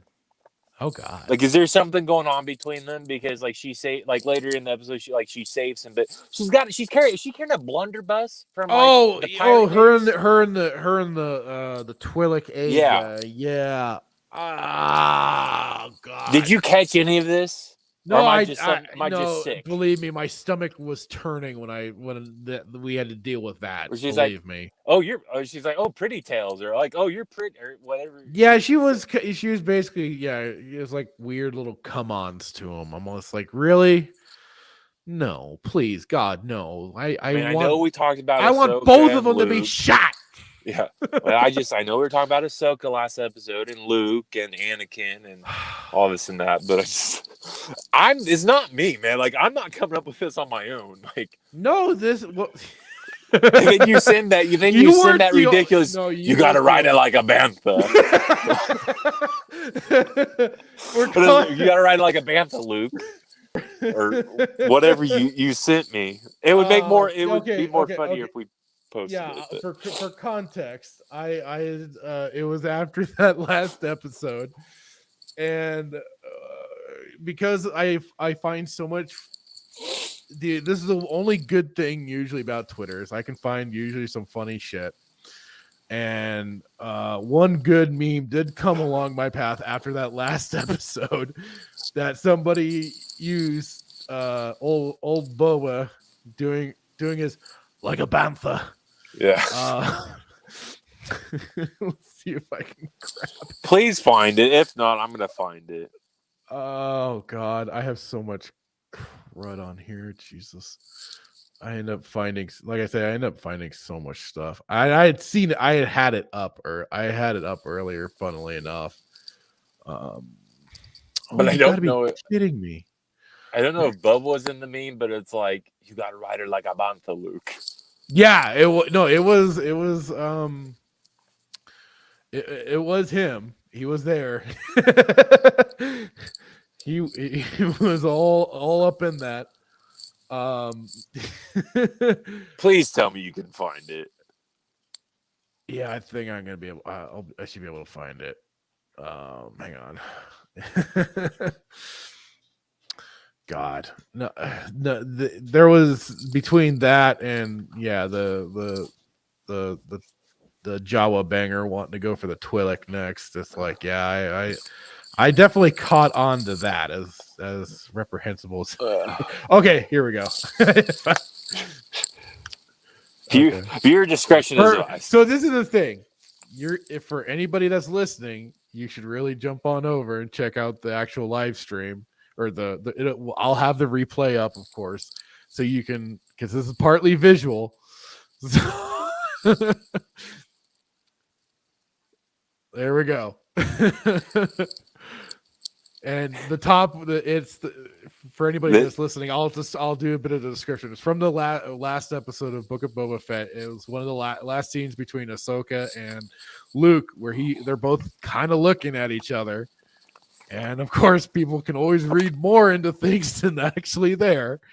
And the beneath picture is then Boba Fett on the speeder bike when he was teaching the Tuskens how to ride a speeder, and he says, "You've got to ride her, Luke, like a bantha." So, yeah. I lost my mind when you sent that to me, because just because the last episode, for those of you listening, you got to go back, because the dialogue that Fractured Filter and I had, it was just hilarious, because I was basically saying, I had my suspicions that Ahsoka and Anakin may have been doing things behind, temple doors. Horizontal mumbo. Yep. Yeah. And then now Luke, because she looks, look at that. Like, that look, look at that look there. Like, and then, yeah. Probably one of my favorite memes of all is the like the bantha. Oh, God. Oh, boy. Yep. Where are we even at? So we were at the whole buggy scene. Are we there yet? Yeah, we Mando and Grogu, they get to have their little special reunion. The love moment.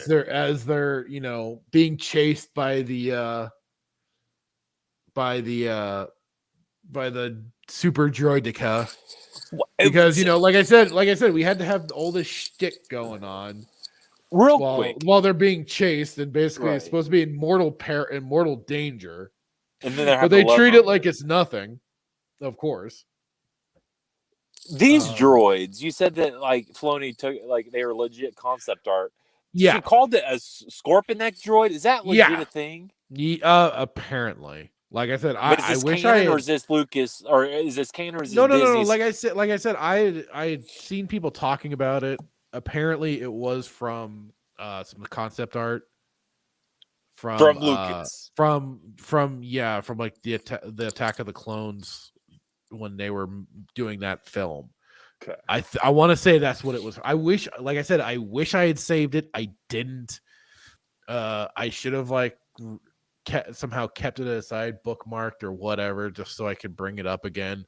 No, I caught that she said that. But how the hell does she know what kind of droid it is? She says, "Oh, we're getting chased by a scorpion neck droid." Well, right. She's supposed to be uber knowledgeable on all. Maybe this crap now. because she's a mechanic. But this is what I did write down. I wanted to reference earlier. I was like, I wrote Mando in the buggy sees Grogu. Let the love moment commence. I said he sees Grogu's Lord of the Ring meets Beskar chainmail dress. Right. And then and then and before with that.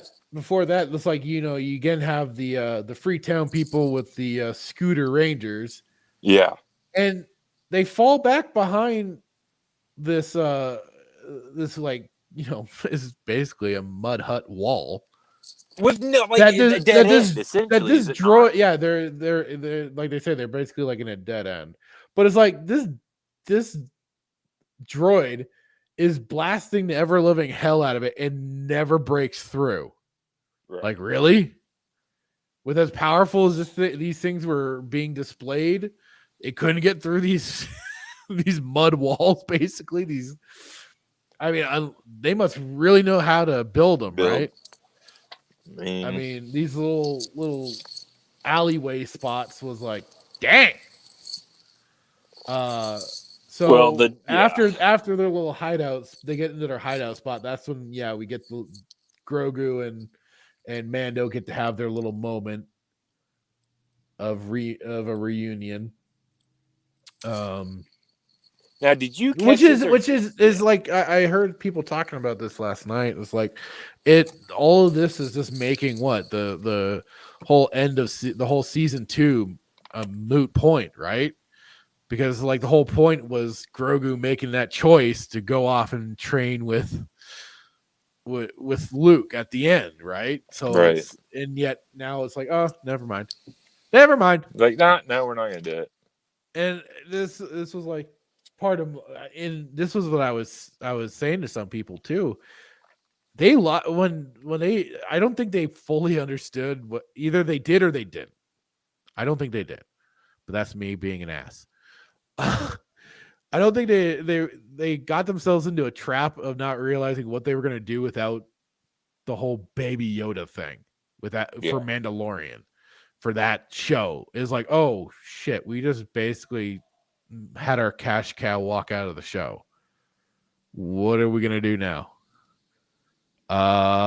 Panic, get him back. Right. Scrap everything that happened for season 2. Bring the little bastard back. I mean, that's because I would have been shocked if they had actually kept him out of the show, and maybe we did get Mando going out and doing some bounty hunting missions, getting into going from like planet to planet, getting into whatever scrapes that can bring up. Well, that's what like, was it last episode? That's what I thought was happening, because when the end of Mandalorian 2, Grogu was with Luke, and then I think this last episode or the episode before where he goes in the meat cooler, Rocky Balboa meat cooler, and then he's running that mission, or that bounty or whatever. So I thought like that's where they were going with it. Nope, they decided to bring him back in, which leads me to think that there's not going to like what we're talking about. Like, I don't know if there's going to be a Book of Boba 2. If there is, oh dear, help us. Oh, but, okay. help us, but. Sorry to get off of that. I found the post I was talking about. Wonderful. So here it is. They say it's from the Attack of the Clones art book, and there's the.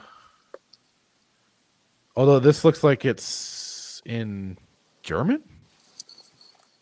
If you see the text there in the bottom corner there, for this page, and then yeah, it looked. I wish it was in English so I could actually. Stand by. I know 3 words in German. Hold on, let me see. You did better than me. Them. Okay. But yeah, so like you see, this is some of the artwork from the Attack of the Clones. So they did have this out there, and again, this is, like I said before, this more looting and repurposing of which, I guess take it for what you will. It's kind of bringing some usage, but it's at the same time for people that want for them to want to create their own stories and stuff like that. They certainly aren't creating their own designs. Do you hate? So on this, do you hate it or like it? This design.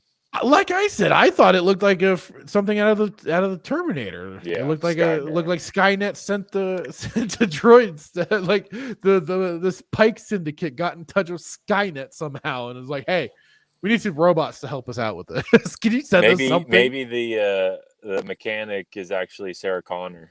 Oh God, I don't know if that's better or worse than what they did to that one. She's wearing one of those Mission Impossible masks, and it's really Sarah Connor. Oh God. Maybe Tom Cruise is Cad Bane. You never know. He wasn't short enough. Yeah, that's true. So Mando, they get knocked off the carriage. Mando does the air catch on Grogu. Well, before you was I just crazy? Am I crazy? Huh. Did you hear a Rancor roar before the droid loses its head, and then he uses the jetpack to save Grogu? Was I just crazy, or did you hear? They had it. They had the Rancor roar before it came into the scene. Well, so yeah, that but did I heard happen. It roar twice. Did you hear it roar twice? I don't quite recall. That's fine. I didn't make a note of it, so. Well, I did. I was like, because he, after the chainmail scene, right before the droid loses his head, I could have sworn, and it's neither here nor there, but I could have sworn I heard the Rancor roar. But then, he saves Grogu. Yeah. And what I said, one of my notes was, Rancor enters the fight with Boba on top. When did he master creature handler?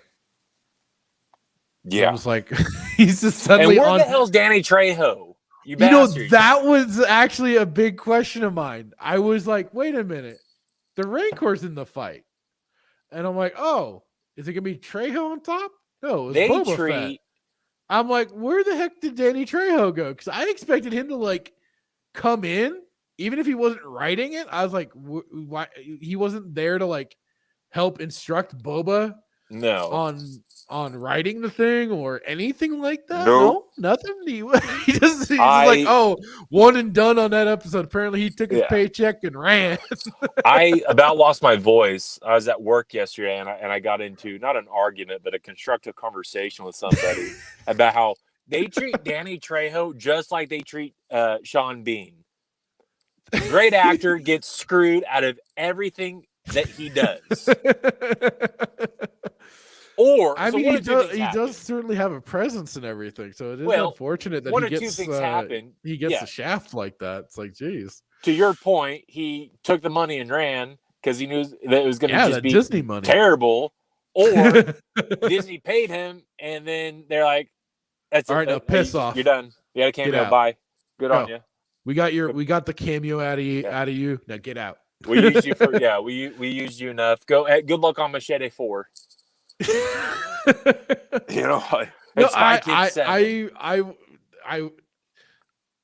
You popped into my head because I'm like, okay, he's gonna love it if they've suddenly brought Trejo back in for this finale, because that wasn't something we were anticipating. I don't believe. No. So it would have been definitely like, oh shit, here we go. But he wasn't there at all. I Nowhere. said it. He was Nada. in episode 3, I believe. Episode 3, chapter 3. I think he was in 3 or 4 or something like that. Yeah.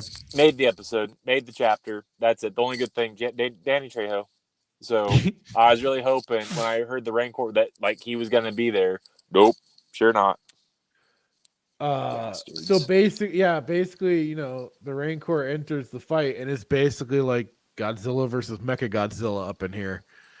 It turns into a big old monster fight. Which did you see? I won't lie. A small part of me was like, okay, this is dumb as shit, but I'm kind of having fun with it. Yeah, I won't lie. That part of me was like, it's like, I just couldn't. It was for the way some of it was going. I'm like, this is basically like the new Godzilla movies. It was basically that. Mecha Godzilla. We got the Rancor as Godzilla, although only for this time, because eventually the Rancor then turns into King Kong. But that's getting ahead of ourselves. Yes. But part of my notes, you know, with the Rancor entering the fight, getting into it. Rancor took a hit, but made it get opened up for Mando to slice it up with the Darksaber, and Grogu uses the Force on it to save Mando. Like I said, he was our little Deus Ex machine, because even though the Rancor definitely helped out immensely with their whole fight with these stupid super droidekas, Grogu coming in for that save was definitely the big thing for that moment. Even though you got Mando that finally got in through the shield to try and use his Darksaber, but he never actually gets to use it on the thing. God. Well, guy came in clutch, like Michael Jordan, Scottie. Oh wait, no, sorry, I was wrong. Mando did actually use it on the droid. I was wrong. I got the scene going right now, and he did actually use the Darksaber on it. Yeah, but he cut off one of the guns, and then Grogu comes out, pulls one little part out of it, and then that kind of catches. He's got an upset. I think he likes balls. I don't know. He plays with plays with the ball in season 1, and then he catches it. Well, I don't know if it was technically a ball, but it looked like he catches something. It looked like some ball. Sort of like. God damn it! You just had to start, didn't you? Get back in my case. Because say I'm wrong. Tell me I'm wrong. I'm waiting. No, it was like it wasn't. It's not a ball, but it's like a washer or. Okay, well. God damn it! Or a nut. It looked like it. Yeah. It was like, you know, a bolted nut or something that he pulled out from the leg. Well, so I was gonna say nut on. Well, that's what you already started it with the ball. Well, listen, so it's a family show. I can't say it in front of the kids. We're already explicit labeled, so it's okay. Earmuffs, right? I was just bad if I just said. I've already sworn plenty. Like that would. We would have just stayed at 21 downloads if I said Grogu loves nuts, loves catching nuts, like. Oh boy. Oh dear. Okay. I gotta get back to the. Oh god. After Deus Ex Grogu does his little save, we got the Rancor comes in and finishes it off, which was neat enough. We cut back to the Scooter Ranger. You missed an important part here. What's that? That Boba disrespects Sheev. How? Because so Rancor engages the droideka, and then Boba says, "Do it." And I just think just Sheev telling Anakin. This is what I put. Boba says, "Do it." Palpatine's line, "You shyster." I was instantly pissed when I was like, "How dare you?" There's only one person that can say "do it," and that's Sheev. You're not wrong. I'll I didn't. I'll be honest. I didn't even. I weirdly did not even consider that. It didn't pop into my mind. Oh. You're ahead of me. Filoni just being disrespectful to Sheev. I mean, he's been disrespectful on everything else. Why not? No, I Sheev know, but too, right? And especially with the way. Say something else. Don't say do it. End it. I don't Yeah, know. yeah, something.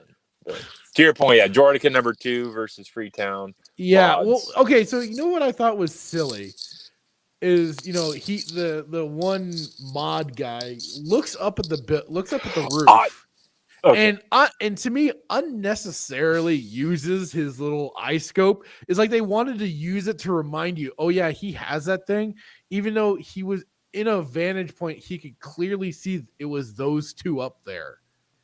Literally, literally, she's probably like a fourth of a click away. Yeah, and you can't like. I saw that. I'm like, I rewinded that, and I was like, are you serious? Like, I don't know. Maybe he's trying to recover from that stupid spin move that he did. Maybe he's still a little dizzy. It's like you're driving. It's like this is how close it is. Like you're driving on a street and you see like 3 cars in front of you. That would be like the distance. Yeah. But you need binoculars to see the car. Basically. To verify that it's a car. Yeah. Exactly. That was the only way I looked at it too. I was like, okay, this is stupid. And then we got the Rancor that comes in, busts everything up. They save it saves the scooter rangers and Freetown folk. I had a Mortal Kombat moment when the Rancor came out. I wrote Rancor versus Droideka number 2. Ding ding fight. Yeah. And it was this fight was a little more quick and to the point. Nasty southpaw to the face. It was funny. It's like, again, the Rancor, just like the Wookiee, took a lot of shots. Yeah, but it was not going down. No blood. Again, it was just all like scorch marks and stuff like that. Apparently, Rancor's skin is as tough as the Krayt Dragon. Well, it does take the scratch, and we got that little red mark. Oh, so we got the little red scratch mark. We did get that. And then Droideka fires back. I guess is that what I wrote? I wrote that the Droideka fires back, like he hits it into the building. Rubble, it's kind of a. Oh, excuse me.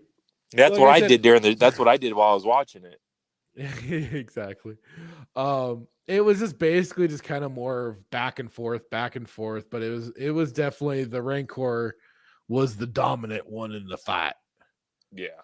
And I had to say, Rancor for the win. It got the beat down on the Super Droideka. Well, then prior to that, I wrote a mechanic saves pretty tails. I said no. What I said was you can have yours, but I did say 2 most annoying characters team up: Twi'lek Maid and Jawa fucker. Yeah. Because he was just suddenly out of nowhere. He was apparently hiding just there. Okay. I kept hoping the greatest place to hide.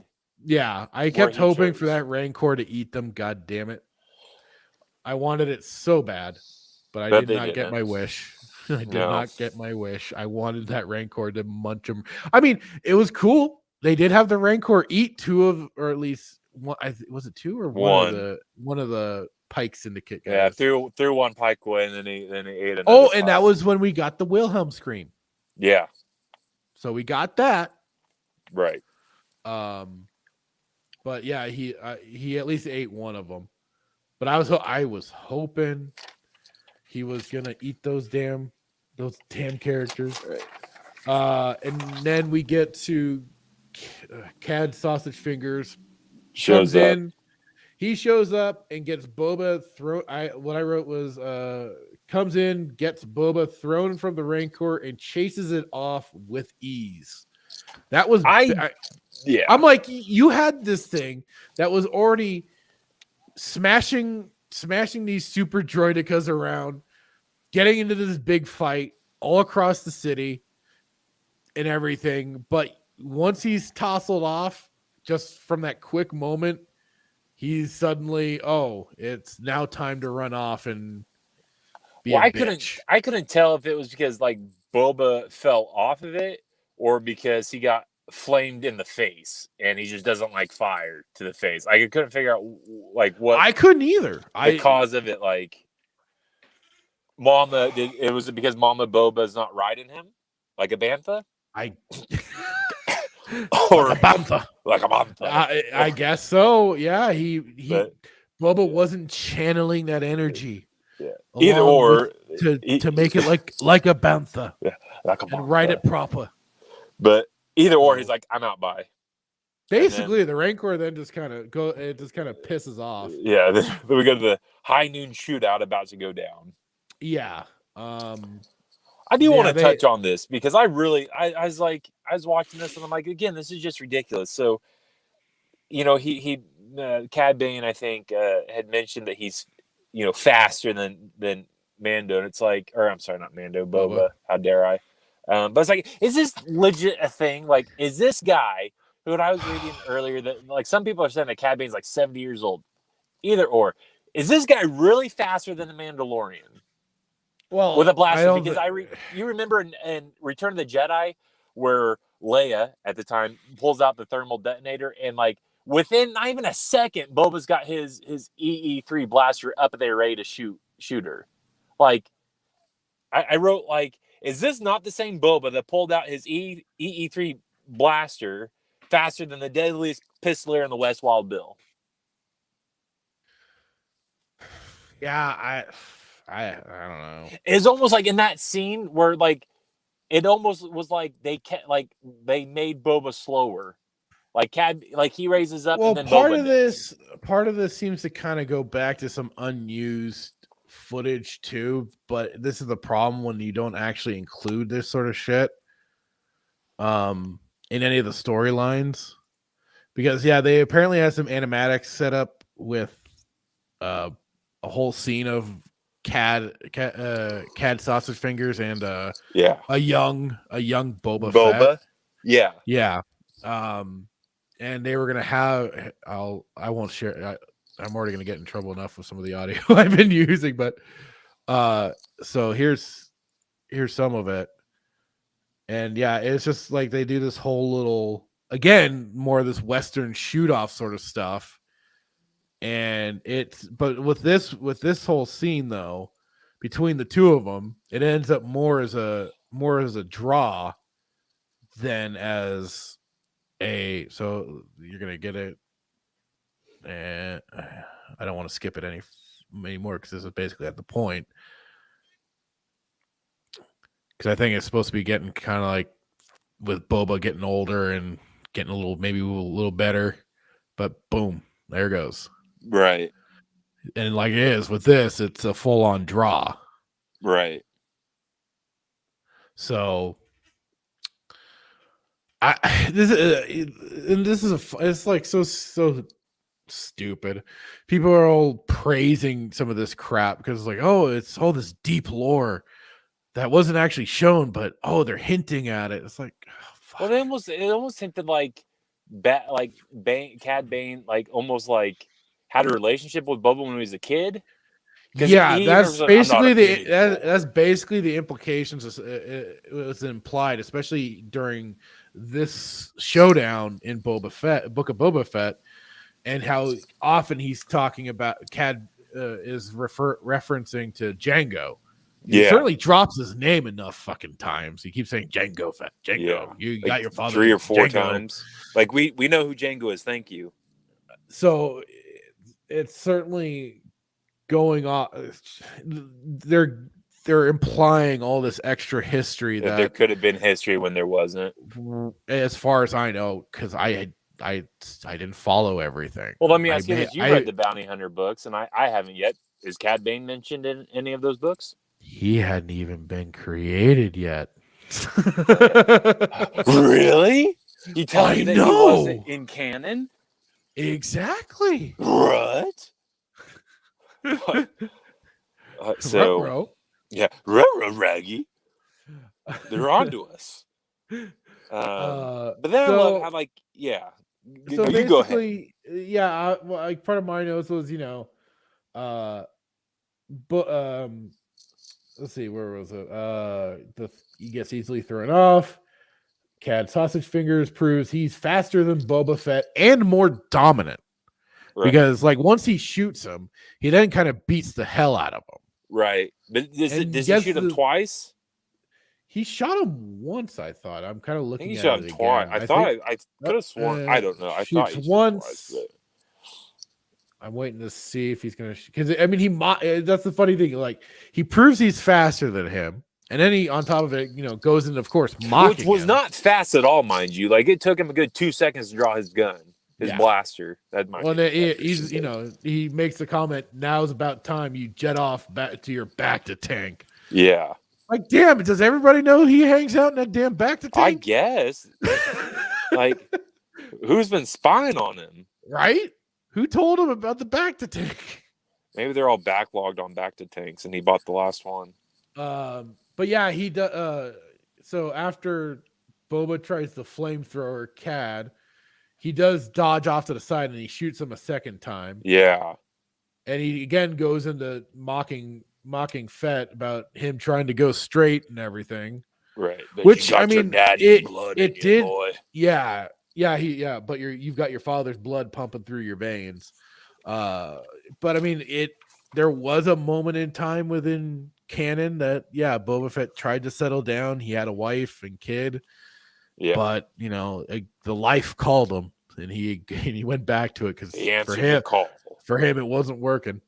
Right. Basically, and a whole bunch of other drama went on with that. So, but this is what just irritated me beyond all measure again, because it's just ridiculous. So, like, I think we're at the point where like Bane's got the blaster in front of in Boba's face, and then Boba like just closes his eyes, like he and alludes to the fact like maybe we finally got his helmet off. Because it's ripped off. Because whatever, but it alludes to the fact that like Boba's just gonna take the shot, and then he channels in his inner Tusken. Apparently. And what do we now have? Boba stabs him, after the whole Bruce Lee, whatever Tusken move he did. Boba stabs him in the chest. Yeah, well, right as he has the gun to his head. Yeah, right. No blood, mind you, no green blood, which is Duros have. Studying the biology of Duros, I mean, they do have green blood, but again, no blood. And I want to touch on this and get your thoughts on this, because there's a lot of videos out there that I was watching, and again, you got to be careful with some of these videos you watch, but that there's a chest, I guess, piece on Cad Bane, and people are saying that it's a heart monitor. Yeah, did you read any of this? I watched that video that you sent me. Yes. That's why I said thoughts on this.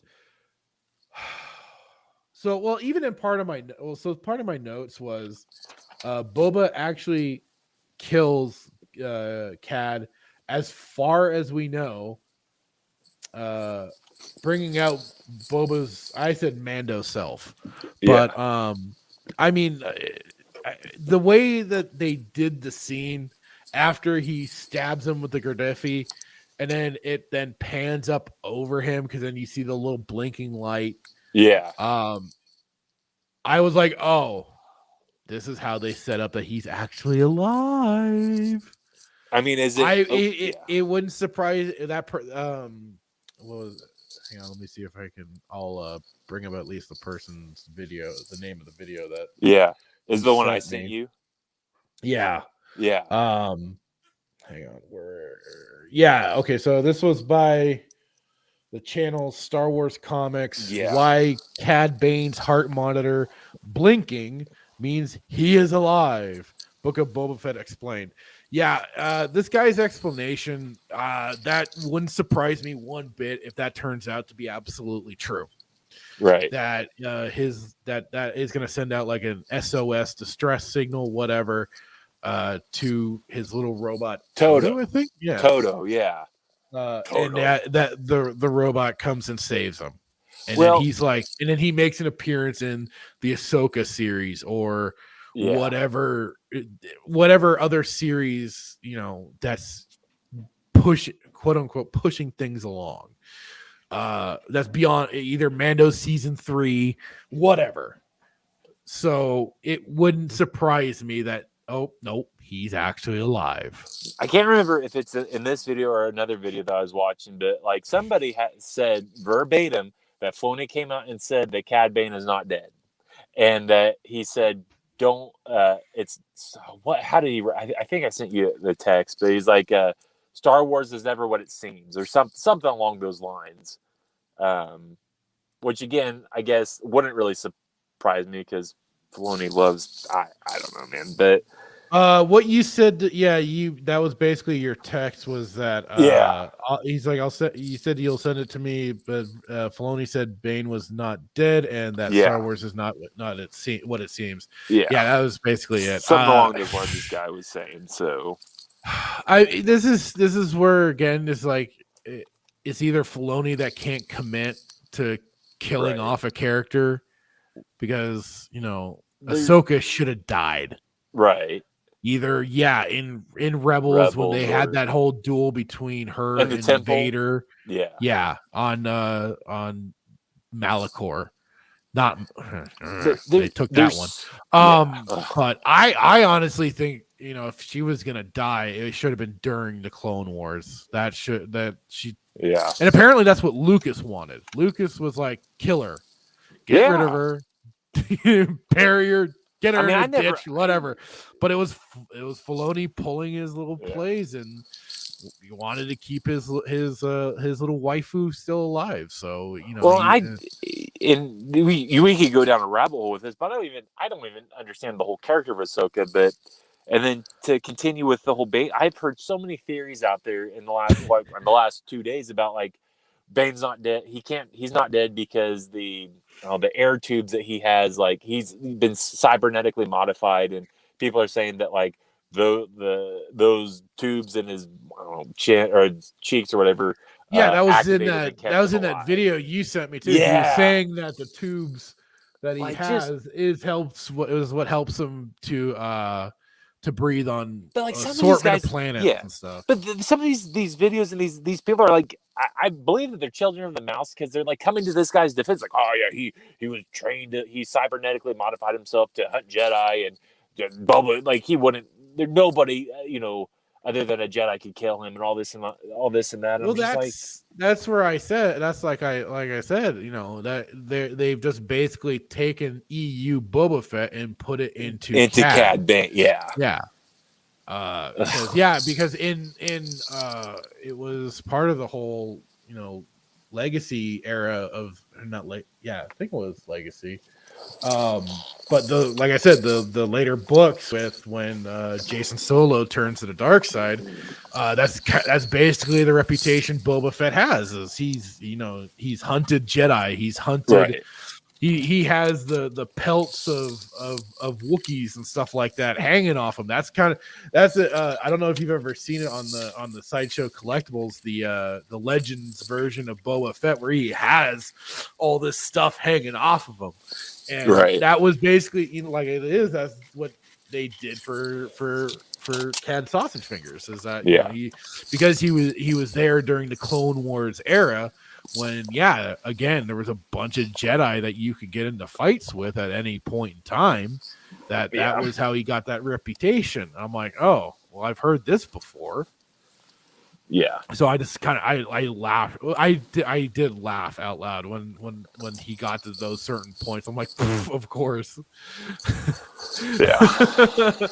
We don't have the real Boba Fett, so we'll quote unquote make up a new one, but makeshift give him all the Boba characteristics. Yeah. Well, yeah. So I just found it interesting. A lot of the stuff that has been coming out the last 2 days after this episode had been released, essentially. Yeah. Oh no! Almost painting Cad Bane better than Boba himself. Well, it's all the, like you say, the children of the mouse trying to go on defense at any point in time, because I saw it too. People pointing to certain old either fight scenes and stuff like that from A New Hope of Obi-Wan kind of doing a spin during the fight that looked a little unnecessary, and that sort of stuff. But it's like, this is all stuff that everyone has. Yeah. For some people that have meticulously gone through and criticized the shit out of it. Right. I know I've had my issues with some of the fight choreography with the prequels of how it's flashy, but also some of it just comes off as a little. I like the prequels, but it's like, there's some goofy, like it is the what was it from Revenge of the Sith, Anakin and Obi-Wan swinging their sabers at each other. Comes off a little silly. Yeah, I won't deny that. Nobody's gonna take 5 seconds. Nobody's gonna deny that. Yeah. So it just comes off as, these people are on such high defense for the freaking mouse. It's like, what are you? They don't actually care about you, right? Yeah, you're running roughshod and trying to back them up and everything, going, this is the true canon. What are you doing? No. Yeah. It doesn't matter. They don't care. No. Yeah, you're just the good little drones keeping up certain optics. Yeah. You're still stupid for doing it. Be on. Just be honest. There's nothing wrong with it. Just that's again part of this whole crap. It's like we can just be honest about anything. No. It's like, no, just I understand defending your side or whatever, but pick and choose the right battles. This ain't it. Right. Well, I think, and I really like what you said about how they've basically taken everything that Boba was and embodied him in freaking Cad Bane. Yeah. And that's what's just like, so, because if there's anyone, and again, they're like, "Oh, Jay Hitman, you're biased." Well, you know what? Maybe it sometimes, but like, I'll freely admit I have my biases. For sure, I'm proud of them because piss off. And if there's anybody that could catch a Jedi or fight a Jedi, I believe it'd be Boba Fett. Well, why do you say that? Okay, well, I mean, and you reference, the whole Vader shaking in his boots, so. No, it gets like it is in the hang on, let me try and see if I can find the title specific, or at least one of. I'm trying to remember which book it was, because it was okay, hang on. Like I said, it was part of that whole series of books. They brought in Boba Fett for Legacy of the Force. God, I can't remember if it's Fury or Revelation, one of those books, but Jaina Solo she receives training from Boba Fett and another Mandalorian, and they go over they just go over the specifics and just how you have to fight a Jedi, how you have to kind of keep him off guard, right, and the way you have to go about it. And then they even give her a certain gauntlet to help fight against the lightsabers and just all that. It goes over all of it. I don't have all the exact details. I'm sorry. This is the one time where I don't have book quotes like I did Dang in the last episode. I know. But no, you could even go to Knights of the Old Republic 2. You have someone like Atten that talks about how he kept his mind busy with things like Pazak and stuff like that to hide what he was planning and hide his own emotions to keep himself in check to take out Jedi. You had like HK-47 bitching about people that would run up on Jedi and basically go, "Fight me." And he was like, if I see one more person do anything like that, I'll shoot them myself. Right. So, it's not unheard of for the Jedi to be able to be taken down. Everybody has their tactics. Contrary to what Anakin said to Qui-Gon. Well, that's a kid. No, I know. Hero worshiping. No one can kill a Jedi. Yeah, hero worshiping the Jedi. I'm actually listening to the episode 1 audiobook now. Are you? Is it abridged? Yeah, and no, it's unabridged. And I actually it was just going through that part where Anakin's like, nobody can kill a Jedi, and Qui-Gon just kind of go in the book. He's just kind of like kind of laments. He's like, I wish that was actually true, Right? because unfortunately, yeah, people can kill Jedi. so yeah. So where do So now we were at the he got dropped again. Well, it was about the hour 20 minutes. He was going for a while that time before getting dropped again. Hopefully, this sound was much faster. Much faster. Got much back. faster. Okay. Back. Yeah, so we were at basically Rancor goes on a rampage. Yeah. And this was where we get the Rancor turns into King Kong, climbing the building. Oh, God, the only thing we were missing was some airplanes of some kind to come firing at it. Some I guess N1 starfighters, maybe. Yeah, but I guess that's where we got Mando coming in and fighting the Rancor and getting slammed around. Apparently that Beskar armor really protects his joints and limbs and everything as he's being tossed about. Kind of remind me of the scene with and I like I said, I'm not a Marvel fan by any means, but Hulk hanging around Loki. Yeah. It was basically that. Puny God.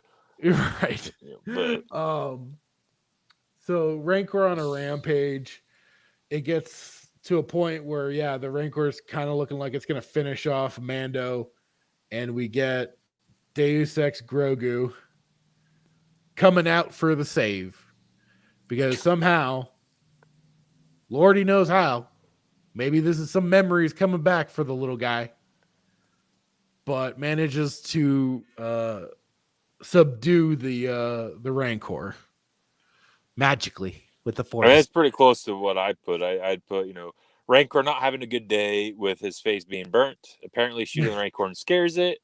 Mando flies in to save the day. Grogu puts the Rancor down for a nap and then takes a nap with it.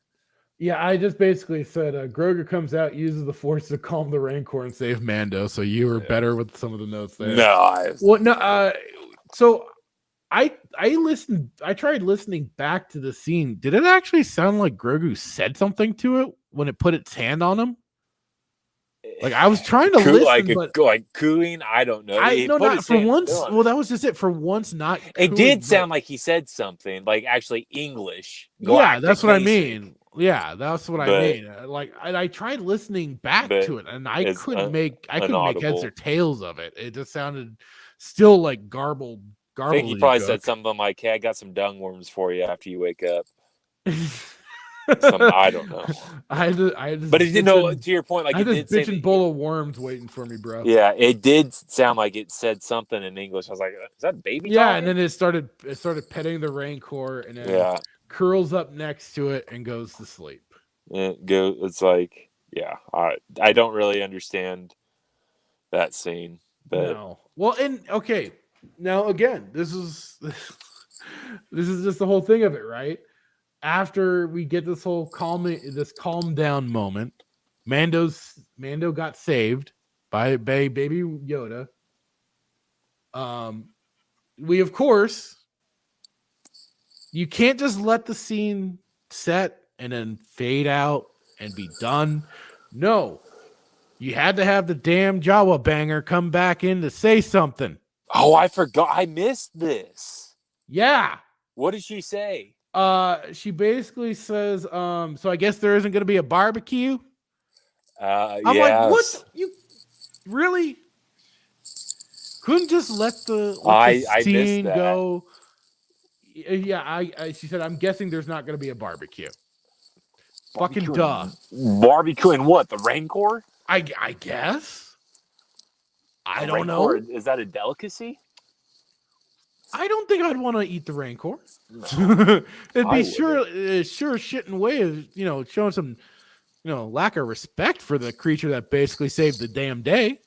I mean, essentially. And it probably tastes like Gamorreans. And if they look anything like they taste, I don't want anything to do with it. No, you're right. So yeah, God. So, or I guess like I said, that is just like I said, you just couldn't.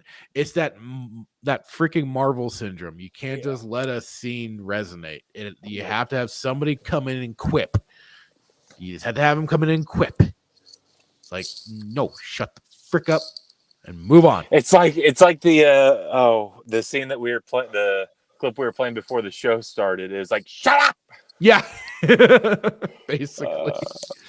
So then, after she just has to open her fat freaking mouth, For the ninth time, I think. It then cuts to then Fennec being the one, instead of Boba Fett, but Fennec being the one to take out the syndicate leader and all the gang members that betrayed them. Yes. So instead of Boba getting his own, personal revenge or anything like that on the leader of the syndicate, it's just left up to her, I guess. Yeah. I was like, Why? Bunch of just as anticlimactic as it could be. I mean, yeah, basically. I mean, she just basically does them in, and then that's it. All right, they're done with. Apparently, yeah. That was the level of their threat. I know it's like I understand not having galactic ending villains. It was very anticlimactic. anticlimactic. It was just like for something that was done so personally to Boba Fett, supposedly with him having his adoptive family of Tuskens and they got slaughtered. Again, I was wrong, right? Because I thought we were going to get like the female Tusken that was training him coming back into the whole mix of this whole final confrontation. But I was wrong. No, nothing. Nada. Zippo. So apparently she was killed or going to be saved. Or if there is a season 2, I don't know. Yeah. I don't know. I pretty anticlimactic, and even in the manner in which she killed everybody, there's somebody on the roof, and then it's basically shots, it's kind of like doing some like I don't know. I thought of like Predator 2 or something like that. Just killing them all from the shadows and shit. I'm like, okay. And then just stabbing at the whole stab at the end. I'm like, what the most anticlimactic way to take out, that group. Right, exactly. And then she's just running out. Like, then she's just heading out. And it's like, okay, cool. They're dead. They're gone. Apparently nobody else is gonna follow up with them. Guess not. But now we've got all the people of Mos Espa rejoicing and bowing with respect. Did you to catch Boba Fett. This medieval music playing? Yeah, I kind of did. With the harp, and I'm like, right. What are we? And then the whole bowing thing. You might as well stuck with the whole Western theme, right? Almost. I'd almost rather watch that than this ridiculous suddenly King going Arthur. Into a weird minstrel we sort go of from thing. freaking spaghetti western to King Arthur's court. Right. Music. Oh God. God. What else did I write on this into my notes here?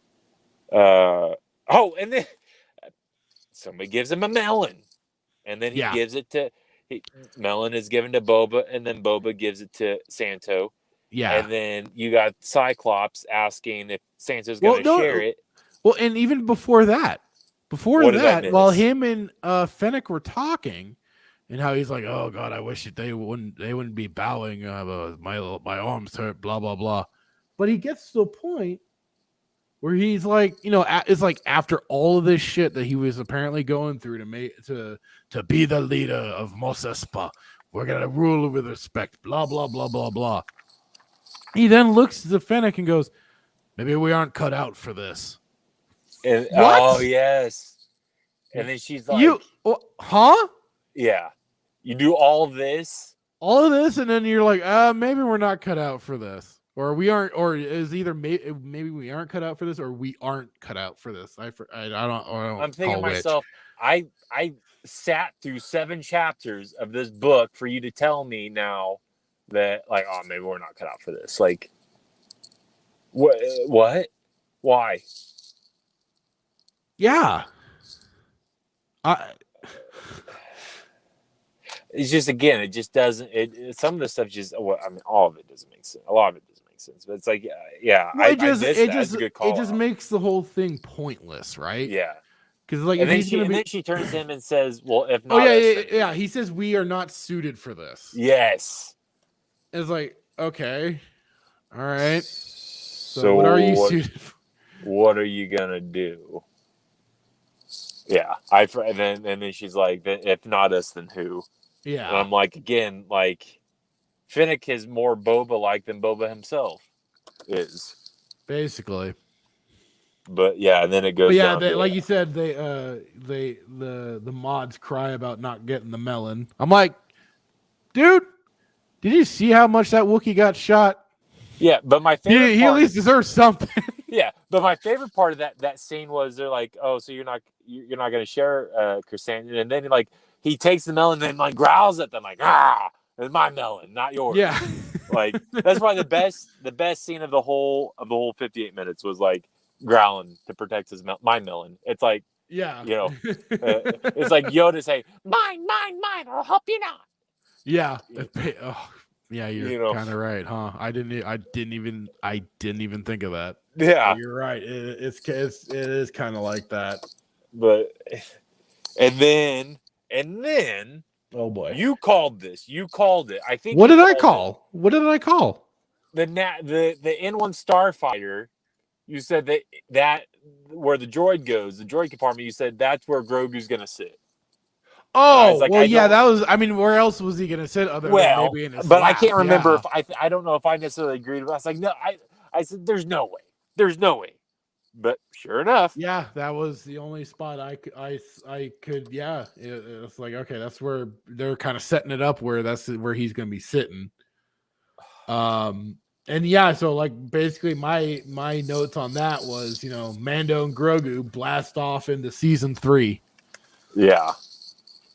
Because that's exactly where it's going. It's going right. It'll be going right into the season 3. But I mean, the thing is he gonna keep this tiny little ship and do bounty hunting, or is he gonna? Well, yeah, we touched on this. I think last episode, or maybe the episode before. It's like, are you gonna have like? Are you gonna just have like these these bounties that are frozen carbonite? You're just gonna hitch it to the N1 Starfighter? You gotta find another race. Like, what are you gonna do? Are you just gonna be? Are you gonna take up the role? Off the side?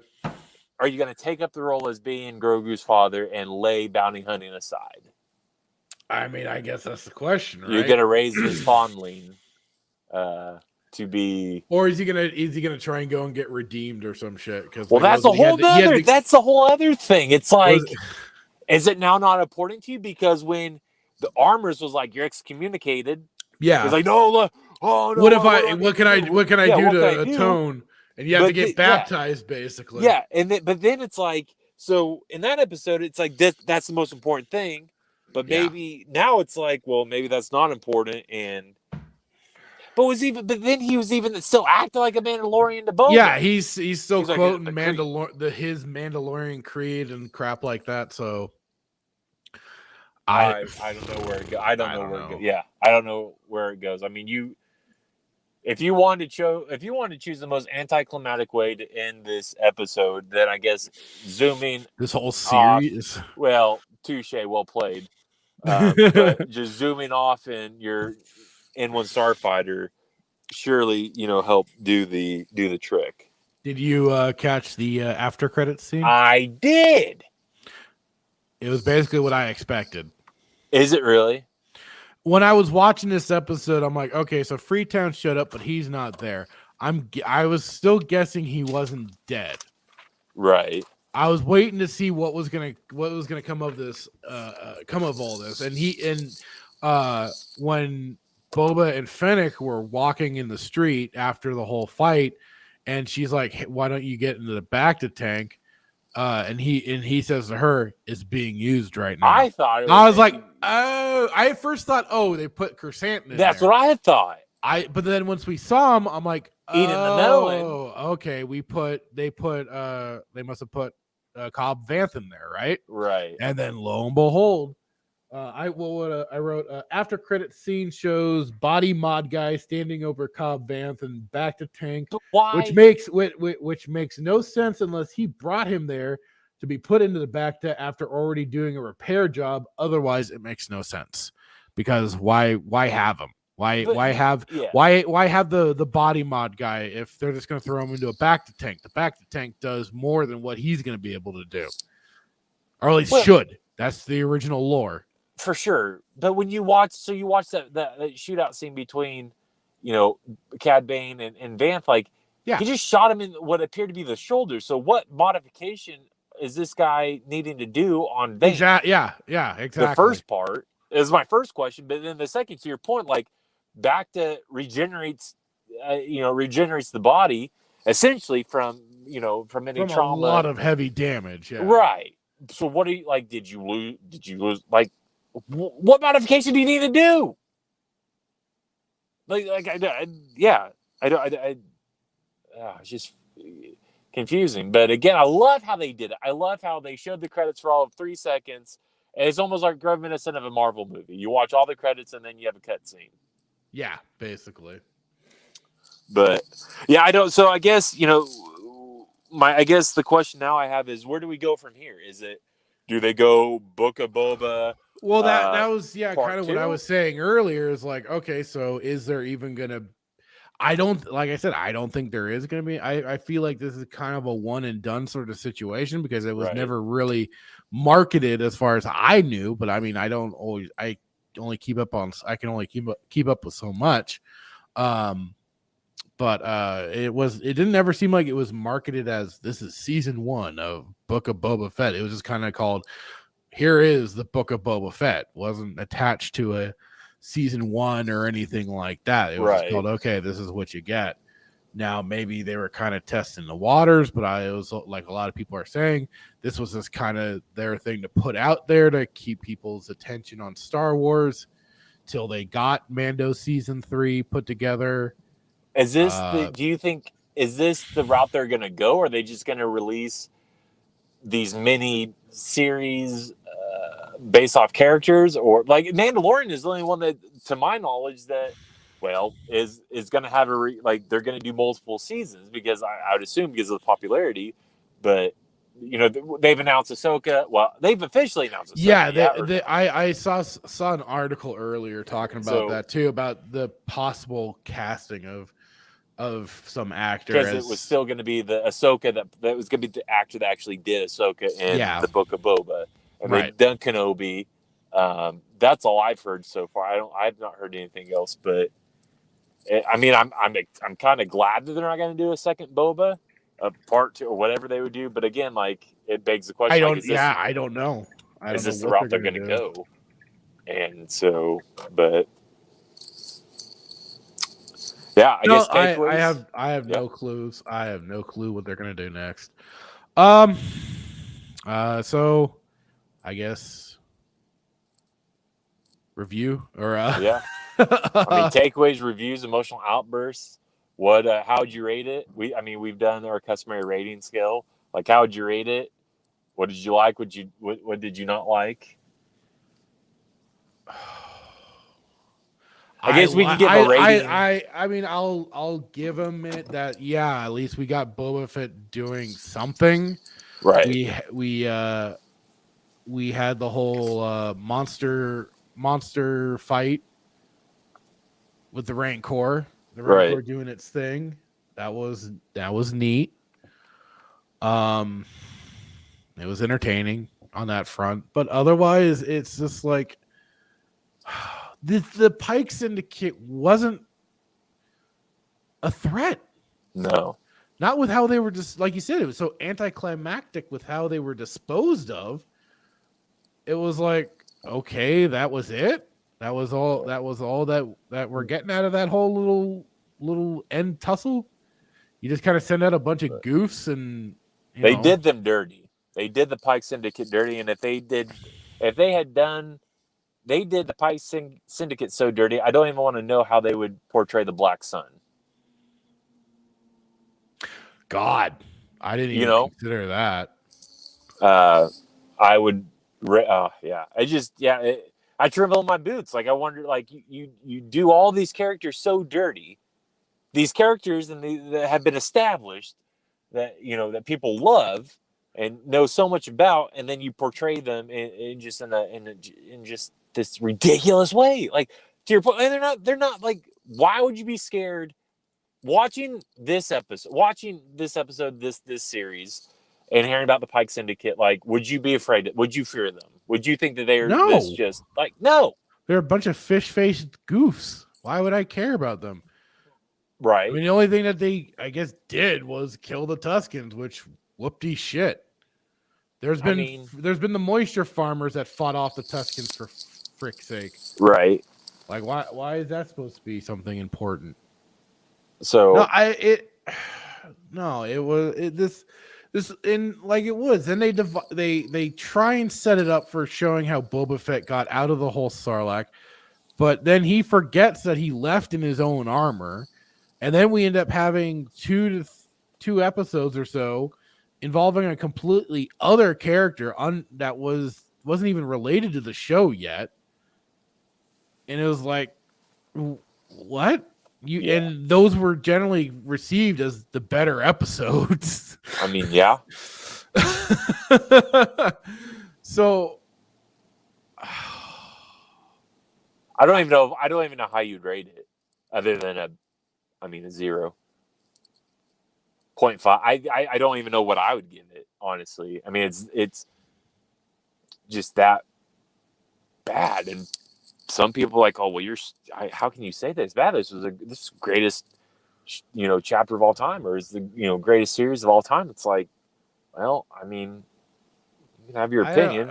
I haven't seen that necessarily, but it has been. Well, like, people have been praising it right as a quote unquote good show, but I'm not seeing it just for right even more of the character assassination on Boba Fett. Right. I'd say the best thing about this series, and I can't even believe I'm saying it, and it's gonna. I mean, you'll understand. I think the Mandalorian is what I think saved this show, bringing him in. You tell me if I'm wrong and if you disagree, but like No, I mean, I can't necessarily disagree with that. I mean, it was, like I said, to a lot of people, when they brought those two Mando episodes in, those were the more well-received episodes that people were probably talking about. And I'm going to say this and get backlash for it, but I think the Mando portrayed a better Mandalorian than Boba, and there will be people out there that will argue. Well, I think we touched on that before. Was that he was basically another Boba Fett insert that was more Boba Fett than Boba Fett was. Right, but then there'll be those people out there that'll argue that will say, "Jay Hitman, Boba was never a Mandalorian." I'm like, then my rebuttal to that would be, okay, how can you become Mandalorian and not be a Mandalorian? Don't worry, I'll wait. Facts don't care about your feelings. Go ahead. Try to argue it, But yeah, I mean, I think that was the best. I mean, if we talk about this episode, and then we talk about the show in its entirety, I think the Mandalorian, bringing that character in is what I think saved it. Yeah. I mean, it. I don't think even though it did its damage. Well, for sure, they were at least slightly better-ish episodes than what we were getting. Because, like I said before too, is that the pacing of the show was at a snail's pace. That if they had rearranged things, it could have gone a little bit better. Right, but not by a lot. So no, I think this show could have been a lot better. And again, I'm just gonna say, if they had casted the original Boba Fett from Empire Strikes Back, maybe they could have it. I don't know. I just think they could have done so much better. Everybody's a critic, I get that, but I think with this character, they could have done so much better if their end goal wasn't deconstruction and demasculizing this character, and that Yeah. essentially is what they did. So Yeah, basically. what do you rate this episode? And then we'll do a little bonus thing. What do you rate the series?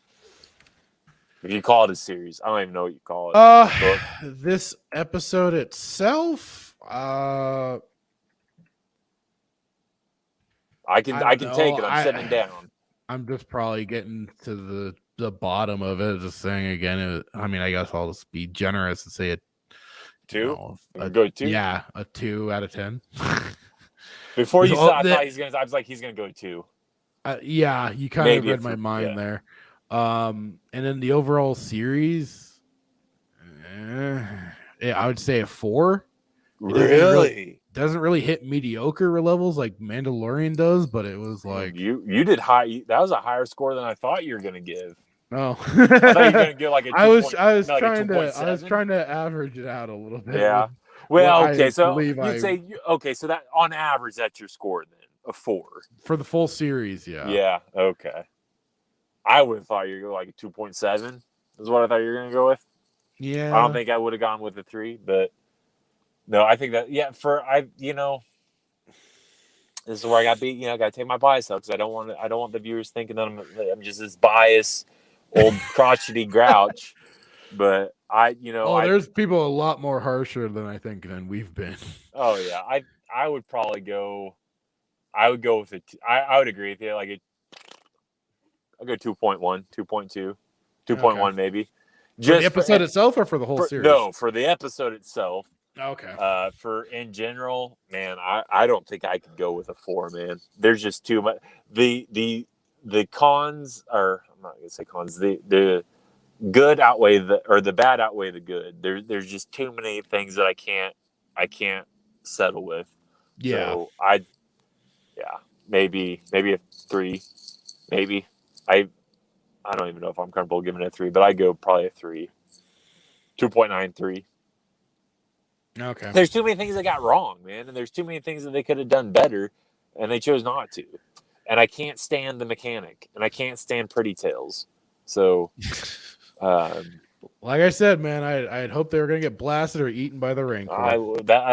Listen, if they would have got consumed by the Rancor, I would have maybe 3.3, 3.2.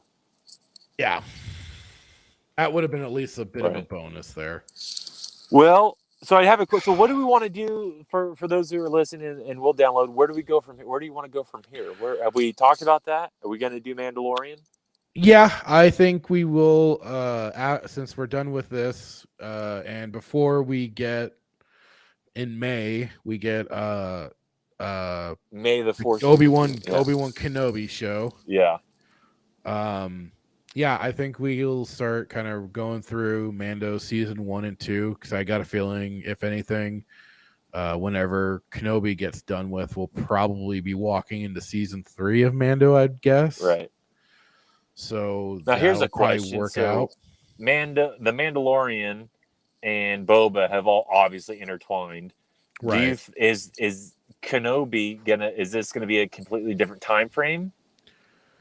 Well, for the Kenobi show, this is supposed to be between episodes 3 and 4. 3 and 4? Yeah, which is why I said people should just go check out the Kenobi book because that's going to be a much better job of kind of tying in him working to get himself settled into the whole hermit weirdo, being the strange, Ben Kenobi out in the wastes and everything. So Obi-Wan turns Ben. Yeah, that's how I think that's when he gets named Ben. Basically, Ben Kenobi, or he calls himself that. I forget exactly. Yeah, but it's setting up it was Owen that referred to him as old strange Ben Kenobi, right? Yeah. So it helps establish Hermit's just a crazy old man. Yeah. But yeah, exactly.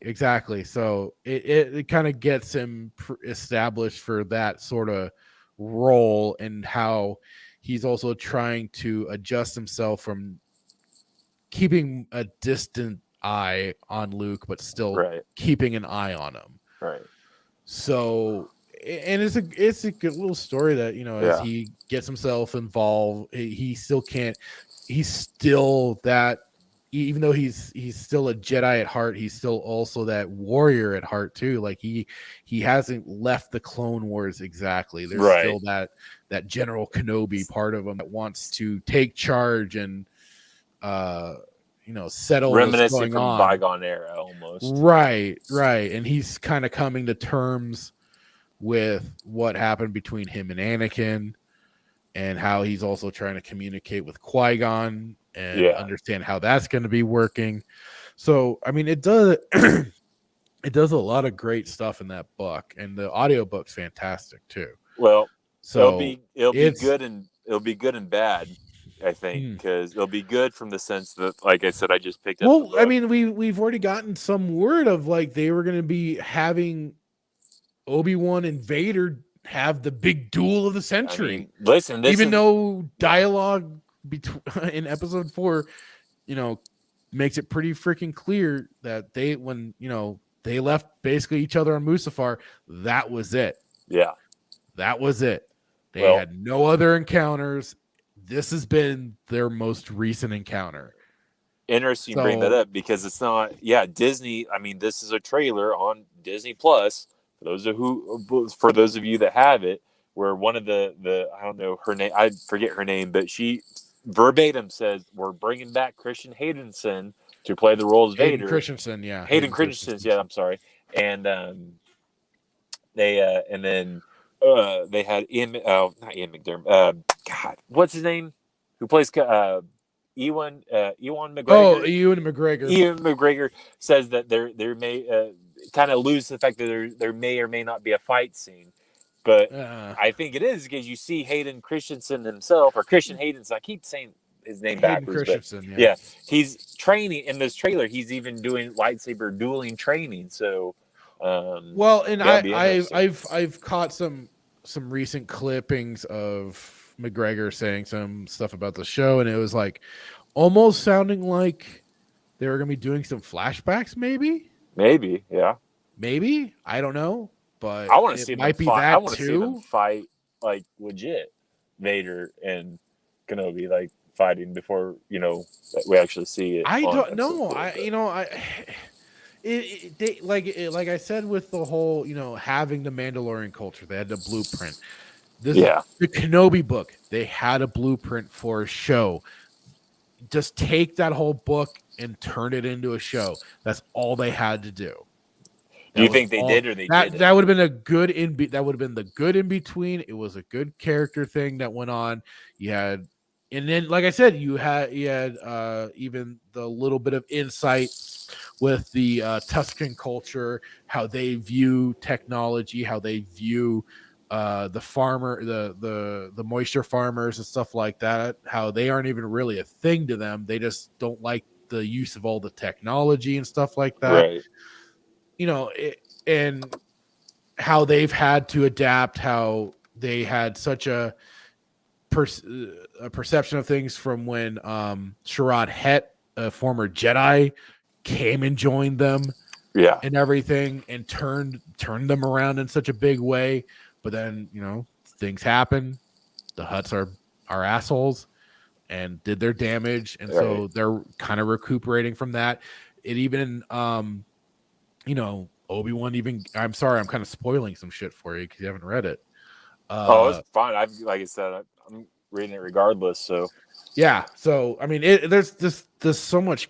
There's such great little little, you know, extra things that's kind of beefing up the lore here and there. And yeah, unfortunately, they do make kind of some reference to Filoni's Clone Wars, but it's just a small little thing that you could just overlook anyways, and take the whole rest of it as, you know, this is after, you know, the even the legit Clone Wars. Right. Just take it from there. And just like I said, just him getting settled on Tatooine. So I'm gonna ask you this. I'm just looking at this coming show. It's gonna be a dumpster fire. Well, that's what my question is gonna ask you. Or that's the question I was gonna ask you. Do you think, with Disney's track record, do you think that they're going to do this show justice with the book being out there, or do you think they're going to? It's just they're going to be doing their own thing. They're going to be thinking again that they can create their own storylines and do the perfect thing, and hire these purple-haired weirdos to come in and put together these shows where it's clear that monkeys throwing feces at the wall would do a much better job than what these people have been putting together, because it's just been being generous. It's been mediocre crap, and it's already in a sea of shit from the sequel trilogy movies that we got. Yeah. So, take that for what it is. I just don't. It could just be me, expecting the worst. But your prediction, I'm not even hoping for the best, because it's just like I just expect nothing but the worst that's going to come out of this. Yeah. Your prediction: dumpster fire. Dumpster fire. Yep. I've not read the book yet, but if their I'm gonna say dumpster fire too, solely based off the fact that if they got Kenobi right, then that would just show how stupid they got Mandalorian and Boba wrong. Right. Because if you like I said, how you described the Tusken, you said this book kind of touches on the Tusken Raiders, right? Yeah. And if they got that right, then I'm assuming it's accurate to say that they would have got Boba wrong. And they're not gonna. Well, I mean, they're good at making themselves look stupid, but that would just kind of make them look that much more stupid. Right. Exactly. Which I guess gives us our answer. That's just going to be a dumpster fire. So just put your seatbelt on and prepare for the worst, I guess. That's yeah. I mean, I hate, it's like it. Like I think I said before. It's like I hate to be so negative about some of this. I want to be able to enjoy some new Star Wars stuff, but they make it so easy to just want to. Just not, to not, and just go, okay, I'm just going to keep looking to the old previous stuff and enjoy that content, because that is 100 times better than what you bunch of monkeys are throwing out here. I would much rather watch episode 1 and deal with like Jar Jar than I'll happily watch that versus watching Boba. Versus watching Boba Fett, Mando, the Clone Wars. I'd rather watch the Tartakovsky version. That one's much better. Because it was all part of the whole story group stuff. They were building the Clone Wars, right, while George was making the prequels. So yeah, I mean, personally, I'd much rather be. I'll just keep enjoying that stuff, and then in the meantime, too, we'll be coming here and ripping apart the new crap that they throw at us, because this will be good, because like I said, by the time we get to March, I'm reading the book, so that'll be May. I'm sorry, so that'll be fresh in our minds, and we won't be just giving opinions. We'll be going off of actual canon, which is what we try to do, and then having the Bounty Hunter series, which is I just picked that up. It'll be good stuff. So I'm excited to. I'm excited to start the Mandalorian. Yeah, I don't know. And then tear it apart. Yeah, exactly. I don't know how it'll go for the show. We'll see. I know I've got some points that I want to make with some of the episodes, but I don't know if it'll be quite like this, but we'll see. Well, I still think it'll be good regardless. Oh yeah, absolutely. So next week, besides our Saturday stream, I'm thinking maybe of possibly doing a stream for the expansion, the new Star Wars The Old Republic expansion that's coming out. I was thinking of maybe doing a live stream for that, especially since they're the Legacy of the Sith expansion. I have my Sith warrior that's max leveled. They're supposed to be basically doing what I'm just gonna call it the combat upgrade, basically, because it's supposed to be changing a lot of the gameplay for the character classes and stuff like that. So either I think Tuesday or Wednesday or maybe Thursday because those are my 2 days off. I was thinking maybe I'll put together a stream and people can come check it out. Yeah. I'll either do it on Twitch or here on YouTube. I haven't decided yet. Keep an eye on my Twitter page. That's where I'll probably be saying for sure. But yeah, that's what I was kind of had in mind.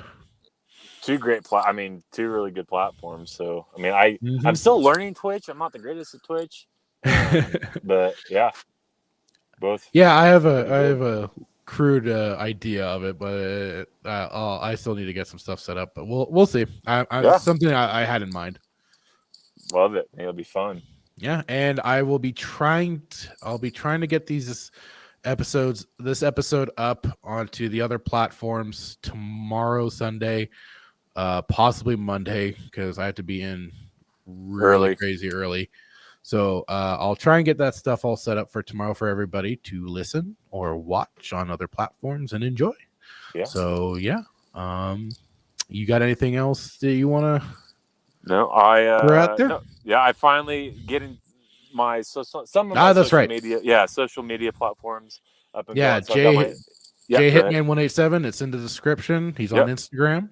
So go check him out there. Yeah, be posting. I'm starting to post a lot more stuff. Excellent. So yeah, and then as I get more of them up and running, I will. Yeah, we'll put them in the description. But no, that's all I got. I'll be updating everything. So yeah, good show. All right. Good show. All right, as everybody. Always. Adios.